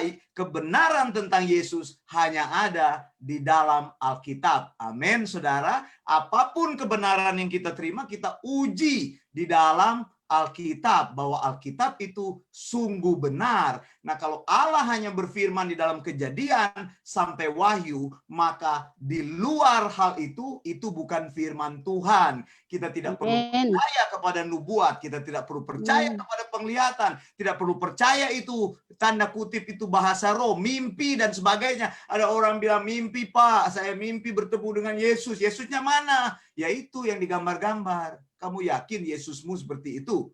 Saya bilang, Yesus tidak pernah menggambar dirinya sendiri. Makanya orang Kristen ini sudah takabur. Yesus itu ada di rumah, di kalender di rumah. Bayangin aja Yesus jadi kalender begitu. Begitu. Aneh kan? Orang lain itu tidak Allahnya tidak diketahui, mereka katakan aja Allah kami tidak pernah digambar. Orang Yahudi itu belum pernah menggambar-gambar wajahnya, apalagi Yesus yang sangat miskin pada waktu itu. Saya sudah jelaskan abad ketiga mulai terjadi pengajaran-pengajaran yang berbeda sehingga gambar-gambar mulai muncul. Lalu orang merekayasa muka Yesus seperti apa. Gambar yang pertama keluar tentang Yesus itu sebenarnya abad ke-6. Begitu. Tapi gambarnya saya periksa, gambarnya itu masih ngawur sekali gitu, mukanya nggak keruan. Nanti di tahun 1000-an baru Leonardo Da Vinci membuat lukisan yang disebut Salvator Mundi, itu Yesus penyelamat, juru selamat dunia. Katanya mukanya itu yang sekarang engkau tahu, kemudian ke gambar perjamuan terakhir. Tapi itu bukan wajah Yesus. Jadi kalau engkau mimpi ketemu orang yang begitu, itu bukan Yesus begitu. Jadi harus cek, tanya ke orang, kamu mimpi tentang Yesus? Iya, mukanya kayak apa? Ya itu yang kayak digambar-gambar. Oh, yang kayak di kalender. Itu bukan wajahnya Yesus begitu. Jadi harus hati-hati. Makanya kita perlu mempelajari Alkitab dengan jelas. Melakukan, saya bilang eksegesis. Biarlah Alkitab yang bicara kepadamu, bukan pikiranmu yang engkau cocokkan dengan Alkitab. Begitu. Apa sekarang? Banyak kan orang menganut teori positive thinking. Ini teori positive thinking ini teori sugesti. Ini teori yang diajarkan Norman Vincent Peale ini. Memang ini Norman Vincent Peale ini seorang pendeta. Orang pikir teori ini betul. Jadi itu self-help. Engkau harus bilang, katakan positif. Kalau engkau bilang, diberkatilah Wanda Dumais, maka diberkati. Sehatlah Wanda Dumais, maka sehatlah. Kalau engkau bilang, dalam nama Yesus, tahun 2020, saya akan membeli mobil. Nah ini namanya tadi, positive thinking. Jangan percaya itu positive thinking. Kenapa? Karena positive thinking itu teori sugesti. Alkitab tidak mengajarkan seperti itu. Makanya banyak orang mulai deklarasi. Mari kita deklarasi. Mari kita doa keliling. Begitu ada namanya doa keliling, doling itu. Keliling-keliling di Manado dalam nama Yesus. Kiranya orang di Manado bertobat. Dalam nama Yesus orang di Jakarta bertobat. Dulu saya dengar itu kesaksian dari Abraham Tanusaputra. Katanya dia lari-lari waktu dia masih miskin. Katanya itu pendiri gereja Betani. Itu dia lari-lari. Terus dia bilang, dalam nama Yesus setiap tempat yang aku lari ini akan menjadi milikku. Gitu. Orang tiru itu. Mana bisa. Nanti istri orang kau tumpang tangan dalam nama Yesus. Jadi milikku. Nanti engkau pergi lihat mobil. Engkau dalam nama. Dulu pernah terjadi orang begitu. Saya tegur. Ngapain kamu? Pak, saya lagi tumpang tangan di mobil. Itu mobil orang. Kenapa tumpang tangan? Ya kali-kali aja nanti Tuhan berkati dalam nama Yesus. Mobil ini jadi milikku. Mobilnya orang ditumpang tangan. Ini karena teori tadi. Saya bilang. Teori positif thinking yang dikembangkan Norman Vincent Peale. Itu deklarasi dikembangkan. Itu si Iin Cipto itu baru-baru datang di Manado bikin KKR, judul KKR-nya Indonesia Sehat. Saya bilang dalam hati saya, Indonesia Sehat apa, kumpul-kumpul orang nggak ada social distance, ini bukannya sehat malah bikin sakit. Ini bodoh kayak begini. Jangan begitulah gitu. Engkau deklarasi tidak akan terjadi.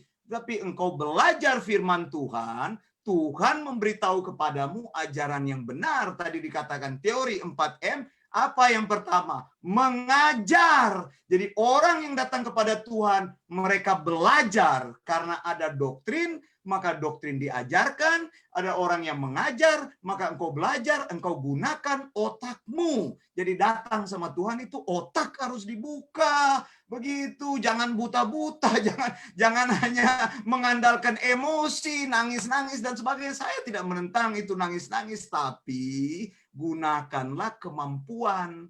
Kalau otakmu tidak diisi, maka otakmu akan kosong begitu. Isi terus dengan kebenaran. Tadi saya bilang 10%, 20%, lama-lama kebenaran itu memenuhi hidupmu. Engkau menjadi orang Kristen yang sehat, orang Kristen yang kuat. Saya ajarkan teman-teman di dalam sekolah kami bagaimana berkhotbah yang benar, bagaimana menafsir ayat yang benar, supaya ajaran-ajaranmu itu sehat, membawa orang-orang mengenal ajaran yang sehat begitu ya.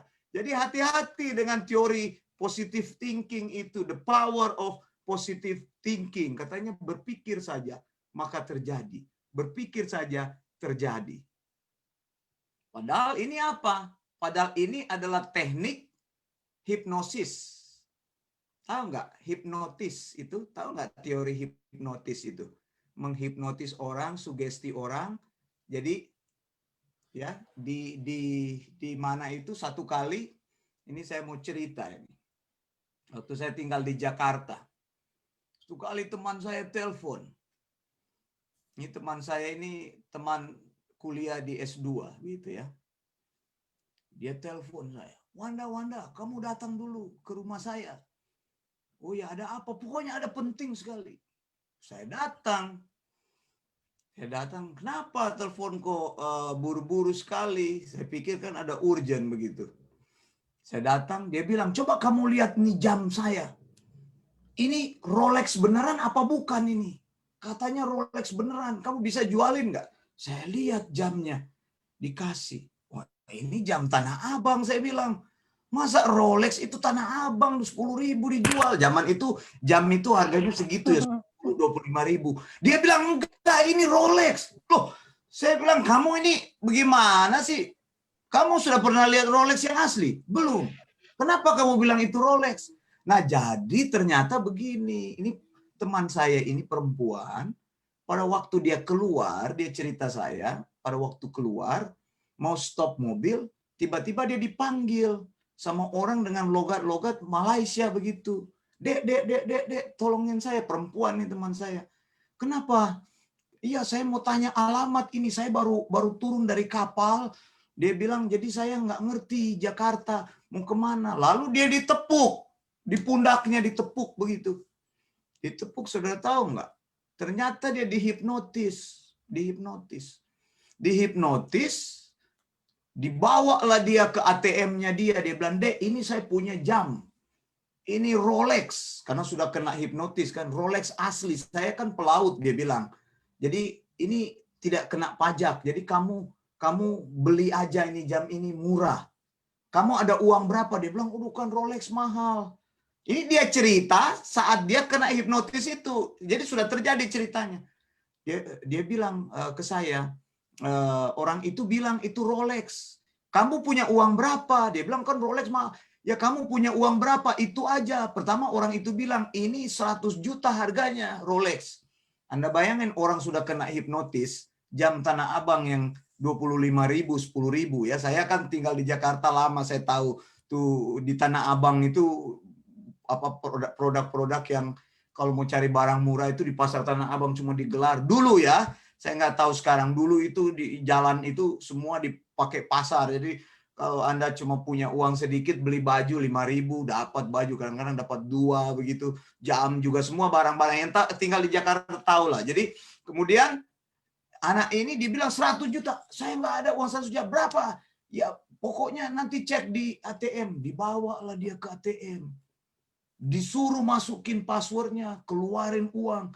Dikuras dia punya ATM. Sesudah habis, diturunin dia di halte bus itu, di proklamasi begitu ya, di proklamasi itu ada halte bus itu yang di Tugu Proklamasi itu. Memang saya dulu tinggal di daerah situ gitu ya. Jadi di situ dia berhenti di situ, diturunin situ, dia dikasih jam. Terus dia bilang ke saya, ini Rolex tolong jualin. Begitu kan, dia bilang ke saya. Saya bilang, waduh, kamu sudah kena hipnotis, saya bilang. Nah, Anda bisa bayangkan tuh. Orang bisa kena hipnotis kalau engkau tidak belajar betul-betul kebenaran firman Tuhan, otakmu jadi kosong, engkau dihipnotis. Saya bilang ke dia, wah masih untung kamu ya. Kalau orang Indonesia kan begitu, biar sudah celaka bilang masih untung. Saya bilang masih untung kamu nggak diperkosa sama orang itu, saya bilang. Untungnya kamu cuma diambil uangnya, terus kamu ditinggalin. Jadi sesudah uangnya dikuras, berapa uangnya? Pokoknya uangnya waktu itu 10 juta lah habis di ATM. Karena dia orang dari daerah begitu ya, orang tuanya suka kirim. Ya saya kasihan juga, tapi ini kejadian nyata yang terjadi. Saya bilang, ini Rolex, bukan Rolex, ini jam, kamu simpan aja ini jam. Ini jam bukan jam Rolex, ini jam palsu ini. Kamu tidak ada dapat apa-apa, tapi kamu sudah tertipu. Saya bilang, lain kali belajar, hati-hati. Saya bilang, itu yang suka nipu-nipu itu yang logat-logat Malaysia itu maksudnya bukannya orang Malaysia enggak ya. Itu memang mereka itu suka nipu, itu mereka pura-pura ngomong logat Malaysia lalu kamu ditepuk, dia udah nggak sadar begitu ditepuk di bahunya. Padahal ini anak sekolah teologi ya sama-sama saya. Saya bilang, dia bilang kok bisa saya kena hipnotis ya. Saya bilang saya nggak tahu kamu kok bisa. Saya bilang ya kamu udah bertobat apa belum? Saya bilang ke dia. Saya bilang begitu. Jadi ya bagaimana ya saya nggak bisa bilang apa-apa lagi. Nah saudara, lihat saudara. Jadi teori ini dikembangkan oleh Norman Vincent Peale ini adalah teori teknik hipnotis. Jadi untuk menyembuhkan orang duduk begitu nanti ditanya-tanya apa ngomong-ngomong semua. Teknik placebo. Makanya kalau doakan orang sakit kita selalu bilang dalam nama Yesus kamu sudah sembuh. Kita memberikan sugesti. Orangnya mati kita bilang puji Tuhan sekarang nggak sakit lagi sudah sembuh. Jangan begitu saudara. Kamu jangan memastikan kesembuhan yang bukan kamu miliki. Kalau doakan orang sakit jangan pakai itu teori Norman itu dipakai orang seperti itu. Dalam nama Yesus sudah sembuh. Ini orang kok lancar sekali ngomong sudah sembuh. Sudah tahu sakitnya kanker parah sekali. Dia langsung bilang dalam nama Yesus sudah sembuh. 2 hari kemudian mati orangnya. Dia bilang puji Tuhan sudah sembuh, sudah nggak sakit lagi. Bagaimana orang mati kok udah nggak sakit lagi? Orang mati ya tubuhnya sudah dikubur ya mana ada sakit lagi begitu. Jadi kita jangan memberikan satu nasihat-nasihat atau kata-kata dorongan yang sebenarnya tidak benar. Begitu. Memberikan satu teknik sugesti. Ini karena tadi saya bilang dari Norman Vincent Peale ini. Saya punya bukunya itu. Jadi saya tahu teori-teori kata-kata positif. Chloe, mana Chloe dong? Kita masuk keluar. Jadi, saudara, jadi kembali lagi kepada Alkitab, teori 4M. Kembali lagi, saya tunjukkan nih teori 4M. Kembali lagi. Ingat baik-baik, Alkitab itu dikatakan mengajar. Artinya apa? Menyatakan apa yang benar.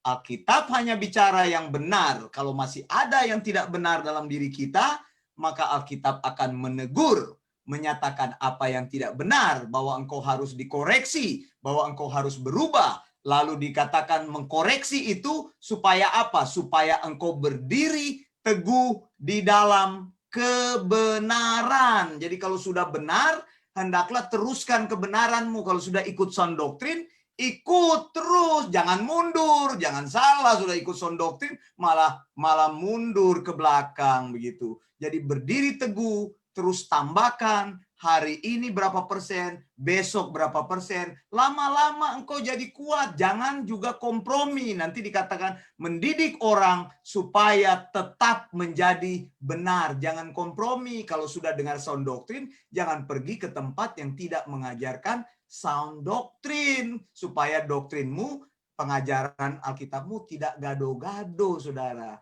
Percaya Tuhan memiliki sesuatu yang besar dalam hidupmu, dan Tuhan ingin mengubah hidupmu dengan firman-Nya. Semakin lama menjadi semakin Alkitabiah. Amin, saudara. Mari kita berdoa. Saya akan minta kali ini Tessa akan tutup di dalam doa. Silakan. Dear God, thank you for today. Thank you for giving us the chance for all of us to gather today and learn about the teachings through the Bible.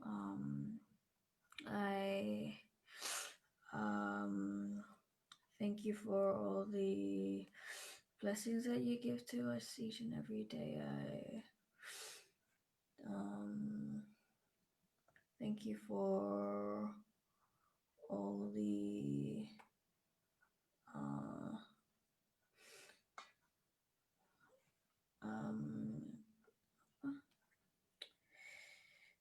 for giving us this time, all this opportunity, so that we learn the Bible and so that we can become more knowledgeable and understand your teachings better. In the name of Jesus, I pray. Amen. Amen. Nah, sekarang kita akan masuk dalam perjamuan Tuhan. Bagi Bapak Ibu yang sudah kami beritahukan bahwa kita akan melakukan perjamuan Tuhan, Anda sudah siapkan roti dan juga anggur. Kita akan, ataupun jus ya, kita akan melakukan perjamuan Tuhan. Sekali lagi, perjamuan Tuhan ini selalu kita lakukan untuk mengingat atau memberitakan kematian Tuhan sampai dia datang. Jadi bukan sesuatu yang magic, bukan sesuatu yang mengandung kuasa-kuasa atau hal apapun, tidak. Tapi perjamuan Tuhan adalah kewajiban kita sebagai orang percaya. Menyadari bahwa Yesus telah menebus hidup kita. Mari kita ambil roti kita, ya, angkat roti di tangan kanan kita.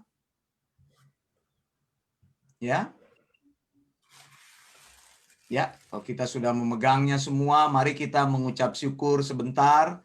Berterima kasihlah karena Tuhan sudah menebus hidup kita melalui tubuhnya. Ingat, tubuh Kristus dipecah-pecahkan bagi kita supaya kita mengalami pengampunan dosa. Mari masing-masing kita bersyukur dulu untuk apa yang sudah Tuhan kerjakan dalam hidup kita. Terima kasih Tuhan. Terima kasih Tuhan.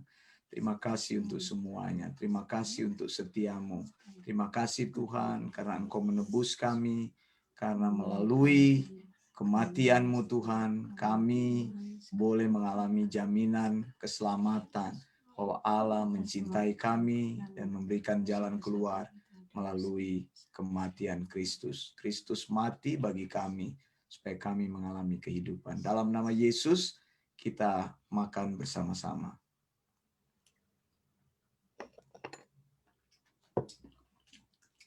Kemudian, kita mengangkat cawan perjamuan Tuhan, ya, melambangkan darah Kristus yang tercurah menebus hidup kita di kayu salib. Karena darah inilah, maka hidup kita disucikan, dikuduskan, dan mengalami pembaruan di dalam Tuhan. Mari kita sama-sama minum. Haleluya. Kita bersyukur, saudara, sesudah itu. Bersyukurlah, bersyukurlah. Bersyukurlah karena Tuhan baik dalam hidup kita. Karena Tuhan menebus kita. Karena Tuhan menolong kita.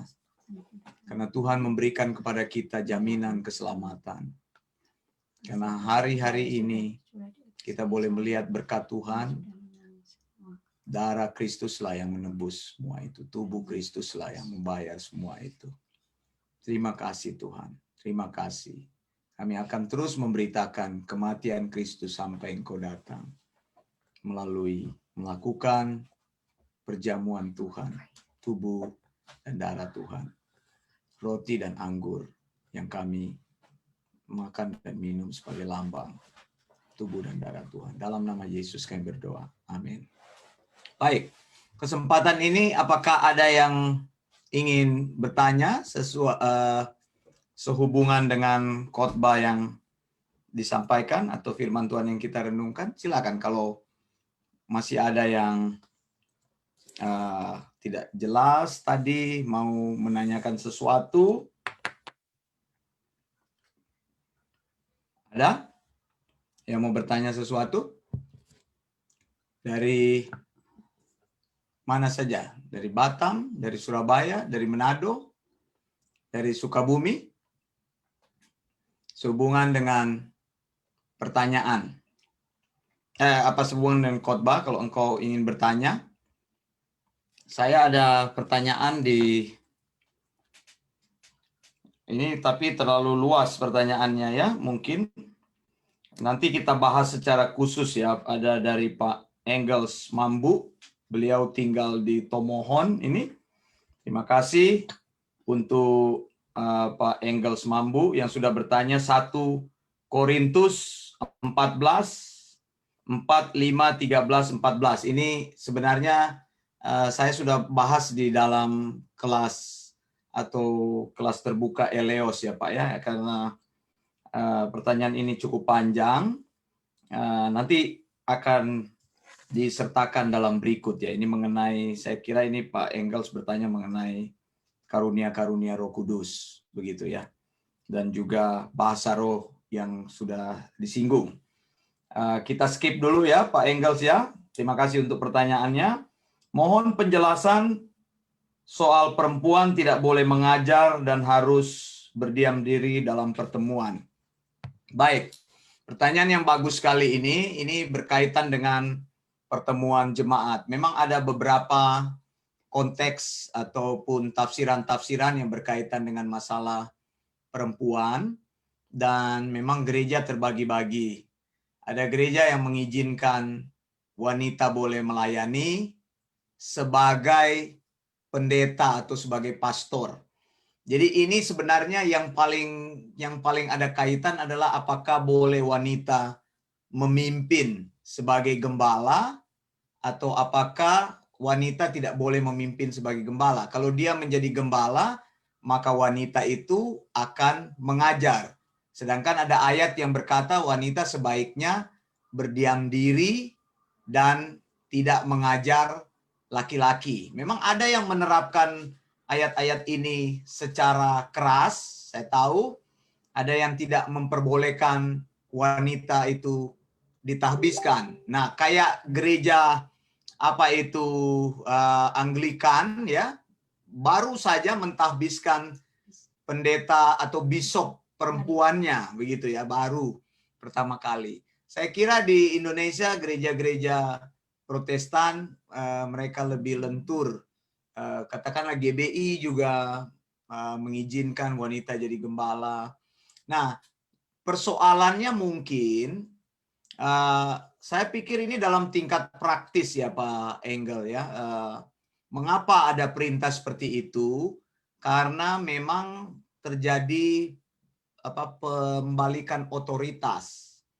Jadi apabila di dalam satu jemaat wanita memerintah, maka terjadi otoritasnya jadi berbeda. Jadi pendetanya itu wanita lalu atau gembalanya wanita lalu jemaatnya itu laki-laki, maka ini akan melawan prinsip firman Tuhan bahwa Tuhan menciptakan pria itu sebagai orang yang memimpin. Kan Adam lebih dulu diciptakan, baru Hawa diciptakan. Begitu. Nah, cuma bisa dicari prinsip ini bukan prinsip yang mati-matian harus diterapkan. Kalau menurut saya tidak menganut sistem seperti itu.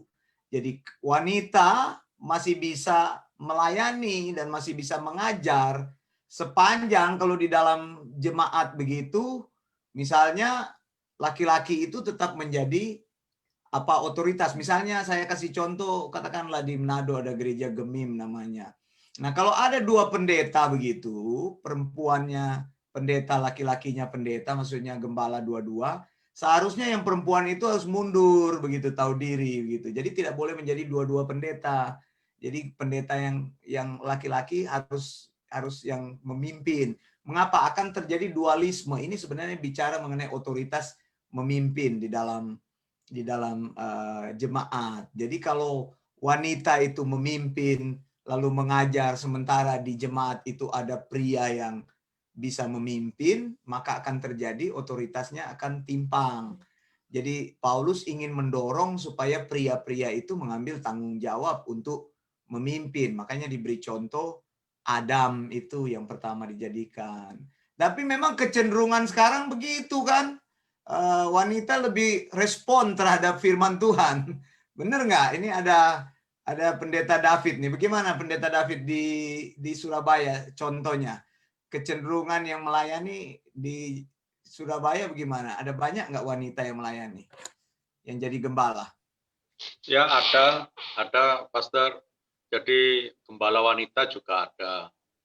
Ya. Memang Banyak nggak kalau yang Pak David lihat di tempat Pak David ya, di lingkungan Pak David? kalau di wilayah Surabaya nggak terlalu banyak.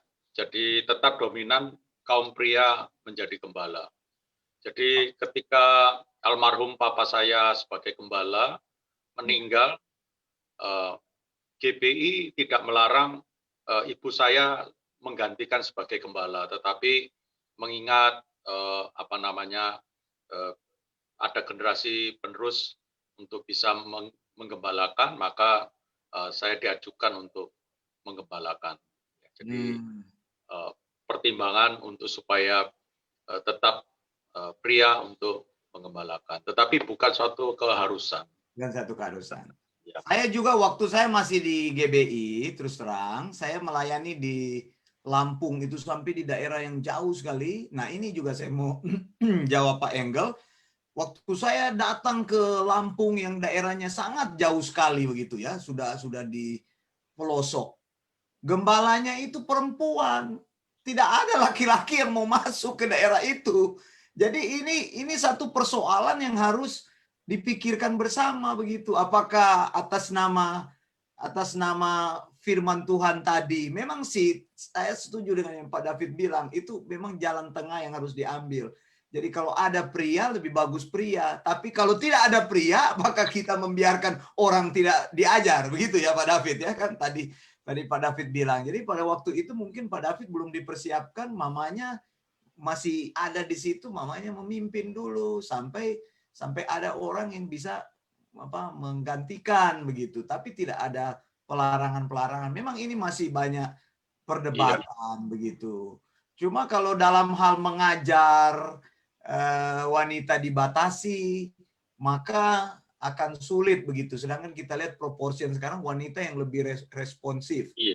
Pria-pria malah coba lihat deh. Maka tadi saya tanya, kalau kebaktian mana yang lebih banyak, Pak David? Kaum wanita. Wanita kan yang lebih banyak kan yang hadir kan, prianya kurang begitu. Ini masalahnya. Jadi susah. Kita lihat juga dalam situasi yang ada. Jadi regenerasinya yang agak kesulitan kaum pria. Jadi kalau ibadah kaum pria seringkali sedikit yang hadir, hanya bilangan jari. Tapi ketika ibadah kaum wanita atau komunitas wanita itu lebih dominan. Baik yang bertugas, pelayanan, lebih dominan. Baik, terima kasih. Lalu ada dari Sangatta. Terima kasih Ibu Rustina Noveni dari Sangatta. Kami banyak jemaat di Sangatta ya yang mengikuti dari Sound Doctrine, mengikuti dari Keluarga Sakinah dan juga Bible Independence. Terima kasih Ibu Rustina. Kalau ada kesempatan boleh bergabung bersama. Lalu ada Joli Moko Bimbing. Ini Joli juga seorang pendeta ini saya tahu di Manado nih dari GPDI ya. Joli, maksudnya bagaimana caranya? Apakah cara bergabung di Zoom atau bagaimana? Saya kurang ngerti ini, tapi nanti boleh bercerita lebih lanjut lagi. Lalu ada Feni juga di Manado, mahasiswa teologi yang sedang belajar, yang selalu setia mengikuti kami. Baik, terima kasih. Apakah masih ada yang mau menyampaikan sesuatu dari teman-teman yang ada di studi bersama-sama ikut kebaktian? Atau... Kayaknya Pak Reimer ada bertanya. Oh, Pak Reimer ya, Pak Reimer ya. Sorry, saya buka. Oh iya, Pak Reimer bertanya. Terima kasih Bu Ella. Ada orang, ini Pak Reimer dari Sukabumi. Terima kasih Pak Reimer. Ada orang yang berpendapat bahwa dalam Alkitab ada benar firman Tuhan, tapi ada juga yang bukan firman Tuhan. Betul sekali. Pandangan ini sudah saya tuliskan dalam pengajaran Sound Doctrine. Karena tadi, Alkitab yang dikatakan tadi, kalau ingat yang saya bacakan tadi, 2 Timotius 3 ayat 16 dalam bahasa aslinya dikatakan pasa grafe theopneustos. Nah, Lai menerjemahkan itu segala tulisan yang diilhamkan Allah. Jadi ada pikiran, ada tulisan yang diilhamkan, ada yang tidak diilhamkan. Nah, kelompok-kelompok liberal Pak Reimer memang tidak percaya bahwa firman Tuhan itu sepenuhnya firman Allah. Maka kalau sekolah di sekolah STT Jakarta itu, ya dulu sekolah saya itu dekat di situ, di Jalan Proklamasi itu, mereka bilang, ini bukan firman Allah, langsung dicoret. Ini bukan firman Allah, langsung dicoret. Jadi mereka tidak memperlakukan Alkitab itu sepenuhnya firman Allah. Ada yang bagian-bagian sejarah bukan firman Allah, kata mereka.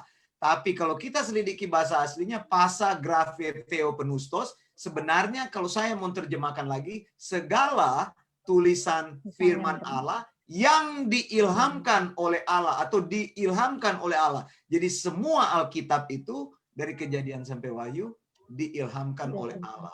Jadi pandangan itu tidak bisa kita terima, Pak Reimer. Nah, saya juga ingin memberitahu ada satu teolog yang dia teolog ini pintar juga sekali. Saya juga sering mengutip tulisan-tulisan dia, bukan mengutip kacau-kacau, tapi mengutip pendapat-pendapat dia, bagus sekali. Namanya Bart Ehrman. Bart Ehrman ini dulu orang Injili, sekarang sudah jadi agnostik. Karena tadi waktu dia selidiki firman Tuhan, ternyata dia bilang, saya sudah pernah jawab ada orang tanya itu, katanya Pak, kok yang namanya autograf itu kok sudah nggak ada? Memang autograf itu sudah tidak ada. Tulisan asli Rasul Paulus sudah tidak ada. Tulisan asli penulis Alkitab sudah tidak ada. Yang kita cuma punya sekarang manuskrip. Jadi banyak sekali kita ada 5.000 manuskrip Alkitab. Autografanya apa? Misalnya Wanda Dumais tulis buku, itu namanya autografa kalau saya terbitkan. Nah, zaman dulu tidak ada penerbitan, jadi tulisan-tulisan itu hilang, semuanya hancur.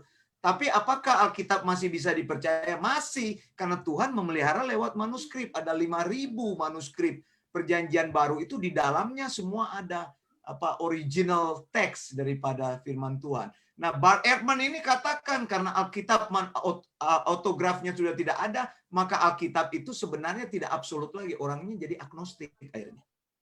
Agnostik tahu nggak beda agnostik dengan ateis? Ateis tidak percaya Tuhan, agnostik percaya Tuhan. Tapi menurut mereka Tuhannya itu susah dipahami. Jadi saya percaya Tuhan, tanya Tuhan yang mana?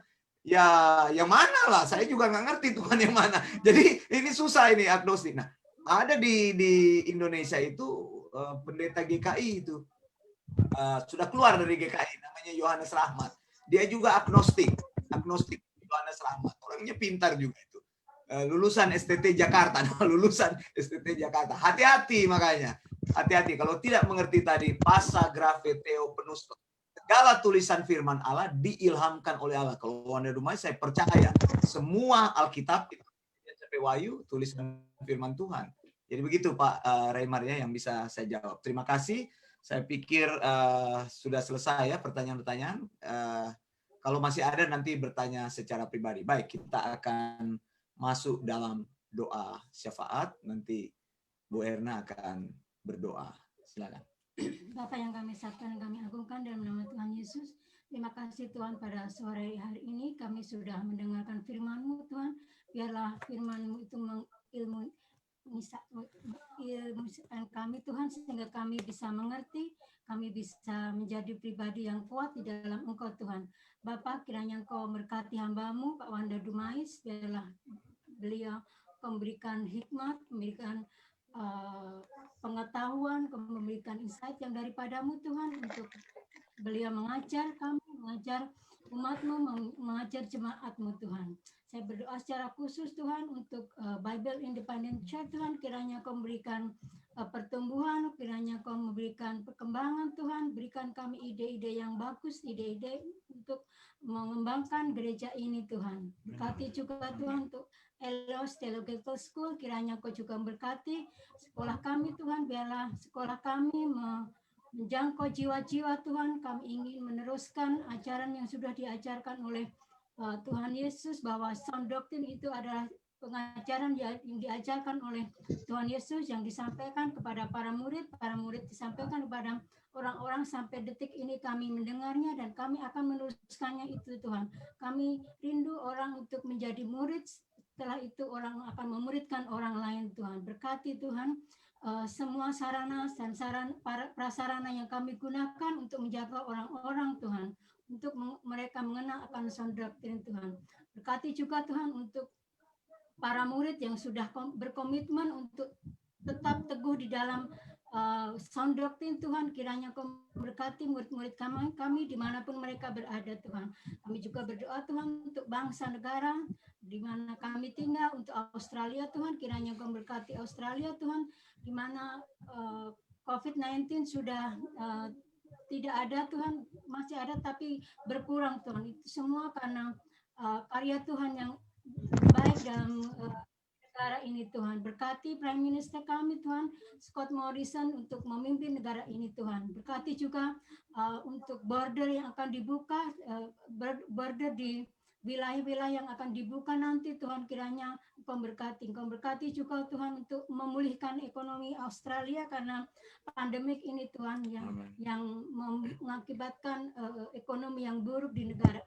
Tapi kami percaya Tuhan, kami serahkan negara ini ke dalam tangan kasih-Mu. Kami juga berdoa secara khusus Tuhan Indonesia, kiranya Kau juga berkati Indonesia di mana pandemik masih banyak sekali Tuhan COVID-19 di Indonesia Tuhan. Kiranya Kau memberikan hikmat kepada Presiden Jokowi beserta jajaran pemerintahannya Tuhan untuk mengambil tindakan-tindakan yang baik, tindakan-tindakan yang tegas Tuhan untuk menangani pandemik ini Tuhan. Kiranya Engkau memberkati Tuhan untuk para ilmuwan, untuk saintis yang sedang melakukan penelitian ataupun vaksin yang sedang diberikan kepada orang-orang, dicoba kepada orang-orang, biarlah semuanya itu berhasil Tuhan. Dalam nama Tuhan Yesus, saya berdoa juga secara khusus Tuhan untuk Ibu Vin Basar, di mana beliau adalah ibu mertua dari Ibu Lydia Dumais, di mana keluarga Pak Doni serta Ibu Lydia berusaha Tuhan untuk rindu bahwa Ibu Vin Basar, Tuhan Basar untuk bertobat, untuk menerima Yesus sebagai Tuhan dan Juru Selamat pribadi Tuhan. Terima kasih di mana Engkau sudah membuka hati kepada beliau Tuhan untuk mendengar Injil, untuk mendengar khotbah-khotbah dari sound doctrine Tuhan, biarlah melalui pendengaran yang beliau lakukan, yang beliau dengar untuk sound doctrine ini Tuhan, iman dia timbul Tuhan, sehingga dia mengaku dengan hati dan mulut dia percaya bahwa Yesus adalah Tuhan dan Juru Selamat pribadi. Saya juga berdoa secara khusus Tuhan untuk Melissa Henderson, di mana saat ini dia mengalami kesakitan yang luar biasa karena ada pendarahan otak di otaknya Tuhan. Kiranya Engkau memberikan kesempatan kepada para dokter yang menanganinya, berikan kesempatan kepada para tim medis untuk mengambil tindakan-tindakan yang tepat untuk tes-tes yang sedang dia lakukan, yang sedang mereka lakukan, biar ada penyebabnya sehingga ada tindakan medis yang dilakukan Tuhan. Berkati suaminya John Henderson, juga anak-anak mereka, Holly serta India Tuhan. Saya juga berdoa secara khusus juga untuk Pak Vencegoni yang sedang sakit di rumah sakit. Kiranya Kau juga memberikan kesembuhan Tuhan untuk Pak Vencegoni. Kiranya obat-obat yang diberikan oleh dokter sehingga ada kesembuhan, ada pemulihan Tuhan di dalam hidupnya Tuhan. Berkati keluarga yang mendampingi untuk senantiasa berharap kepada Tuhan. Biarlah kesembuhan Allah terjadi untuk Pak Vencegoni. Berkati keluarga ini Tuhan. Hanya di dalam nama Tuhan Yesus kami berdoa mengucap syukur. Amin. Saya juga mau minta kepada Pak David, tolong doakan keluarga kami, saya dan istri, anak saya Tessa yang ada di Eropa, lagi kuliah, juga anak kami di sini namanya Prinsi yang bersama-sama kami, doakan pelayanan yang dikerjakan melalui sekolah kita dan juga video-video yang terus pengajaran-pengajaran yang kita sampaikan supaya boleh memberkati orang-orang yang mendengarnya.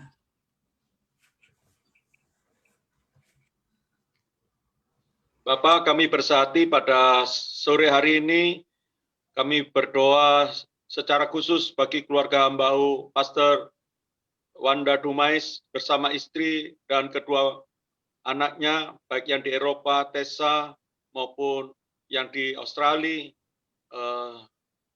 Istri, Tuhan tolong biarlah karya Kristus senantiasa menyertai hamba-Mu, sehingga pelayanan yang dikerjakan baik secara online maupun offline di Australia, Tuhan berkarya dengan luar biasa, sehingga kebenaran firman Tuhan boleh tersampaikan, tersebarluaskan di berbagai-bagai tempat. Memakai seluruh anggota keluarga hamba-Mu, baik yang ada di Australia maupun di Eropa, dalam kebenaran firman Tuhan boleh teraplikasikan dalam kehidupan hamba-Mu. Bungkus dengan kuasa darah Yesus, biar penyertaan Tuhan dalam kehidupan hamba-Mu luar biasa. Pekerjaan yang dikerjakan Tuhan memberkati, berkat-berkat Tuhan dicurahkan, sehingga melalui berkat itu dapat tersalurkan untuk kemuliaan nama Tuhan. Terima kasih ya Bapak, juga pelayanan sekolah sound doktrin dan seterusnya yang lain-lain, campur tangan Tuhan, memberkati banyak orang yang boleh belajar kebenaran firman ini. Dan kami semua siswa-siswa yang belajar diberikan hati yang terbuka, penuh dengan sukacita mengikutinya. Bahkan hikmat yang dari Tuhan memberikan kami kemampuan untuk dapat berpikir, untuk dapat kami mengerti maksud-maksud pelajaran itu. Terima kasih Roh Kudus untuk pertemuan yang telah Tuhan berikan bagi kami pada siang hari ini.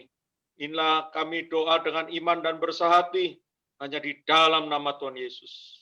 Tuhan, kami berdoa juga untuk kebaktian nanti sore, malam hari, atau pagi di Minnesota, Amerika, dan juga malam hari di Indonesia. Saya berdoa untuk teman-teman kami, Minnesota Bible Independent Church, untuk Pastor Eric dan Vita Ekel, beserta dengan keluarganya, dan juga Pastor Michael dan Dika Ekel, beserta dengan keluarganya. Tuhan tolong hamba-hamba-Mu ini yang dengan sukacita dan dengan bersemangat menyampaikan sound doktrin di Minnesota, Minneapolis. Tolong Tuhan dalam pelayanan mereka sebentar malam nanti, yang berikan kekuatan juga saya yang akan melayani juga bersama-sama dengan mereka. Dan juga Tuhan tolong setiap jemaat yang datang, supaya mereka juga bersemangat dan diubahkan oleh kebenaran firman Tuhan. Terima kasih Bapa di surga, kami berdoa semua peralatan-peralatan yang gunakan, teknik dan juga software, juga semua koneksi internet biar bisa berjalan dengan baik. Dalam pelayanan ini kami ingin orang-orang bisa diubahkan dengan kebenaran firman-Mu. Terima kasih untuk sore hari ini Tuhan, kami mengucap syukur hanya di dalam nama Yesus, Kepala Gereja yang selalu memberikan kepada kami kekuatan untuk hidup benar. Dalam nama Yesus kami berdoa. Amin. Amin. Saudara, sebelum berpisah saya ingin menyampaikan sedikit, karena Australia kami sudah masuk di dalam daylight saving, ya, artinya karena kita sudah di musim semi, spring season, jadi jamnya itu sudah berubah, begitu ya. Seperti saya sekarang sudah jam 5.48, sudah berbeda 4 jam dengan Indonesia dan juga dengan Amerika. Nanti Amerika berubah nanti bulan depan. Eropa, Tesa juga akan, kapan Tesa berubahnya jam daylight saving? 28 atau 24. Nah, nanti juga berubah ini. Memang kita kalau problem tinggal di negara 4 musim berubah-berubah jam. Jadi maksudnya begini, saya mau bilang untuk kelas sebentar sore yang Wahyu kan biasanya kan jam 8. Jam 8 Sydney. Nah, di Jakarta beda 3 jam, jam 5. Jadi sekarang sudah waktunya sudah berarti kalau saya berarti tetap jam 8. Saya tidak bisa bikin jam 9 karena nanti kemalaman di tempat kami 9.10. Sementara saya akan nanti melayani lagi di Amerika itu, saya nanti jamnya sudah jam 11 di tempat kami, biasanya jam 10. Jadi mohon tambahkan 1 jam. Nanti saya update di pengumuman, misalnya di tempat Bu Ella itu jam berapa? Jadi jam 5, Jadi jam 5, iya betul. Jadi jam 5, jadi jam 5. Jadi jamnya itu bertambah ya begitu Indonesia ya. bagian barat jadi jam 4. Jadi Indonesia pokoknya Pak iya. David sama Bu Christine. Begitu ya. Nanti saya update. Jadi sebentar ada seperti biasa Mas. Tetap seperti biasa, cuma jamnya aja yang berubah. Jamnya aja yang berubah. Maju 1 jam. Ya, maju 1 Maju jam. 1 jam. Nanti saya update. Nah, untuk kelas-kelas yang lain juga kita akan update dia punya jam supaya pas. Jangan ini yang karena kita berbeda tempat, tapi memang mengasihkan. Anda di benua lain, kami di benua lain, tapi harus menyesuaikan saja supaya ketemu waktu yang pas begitu. Nah, sekarang kalau nanti sebentar malam kan saya melayani di Minnesota. Itu jam 11 kami itu, malam kami sudah mulai jam 11, jamnya sudah berubah jadi jam 11. Mereka itu tetap sama, Indonesia tetap sama. Kami yang jamnya itu yang lebih malam karena ada perubahan jam. Terima kasih untuk semua yang sudah mengikuti kebaktian. Terima kasih untuk Pendeta David dari Surabaya, Bu Christine dari Batam. Terima kasih untuk Bu Marcella dari Manado bersama Timothy dan Chloe serta juga Pak Reimer di Sukabumi dan juga Tia Luntungan di Manado, Tesalonika di Eropa, teman-teman semua yang mengikuti, saya tidak bisa sebutkan satu persatu, banyak yang mengikuti dari daerah-daerah mana, dari Manado, dari Kalimantan, dari Papua, dari Bali dan sebagainya yang setia selama ini. Kami mengucapkan terima kasih. Ikuti terus Sound Doctrine dan kerinduan kami Anda berdiri teguh di dalam kebenaran. Sekali lagi, salam gereja perjanjian baru. Maranatha, Tuhan Yesus segera datang. Maranatha, Tuhan Yesus segera datang. Blessing. Bye.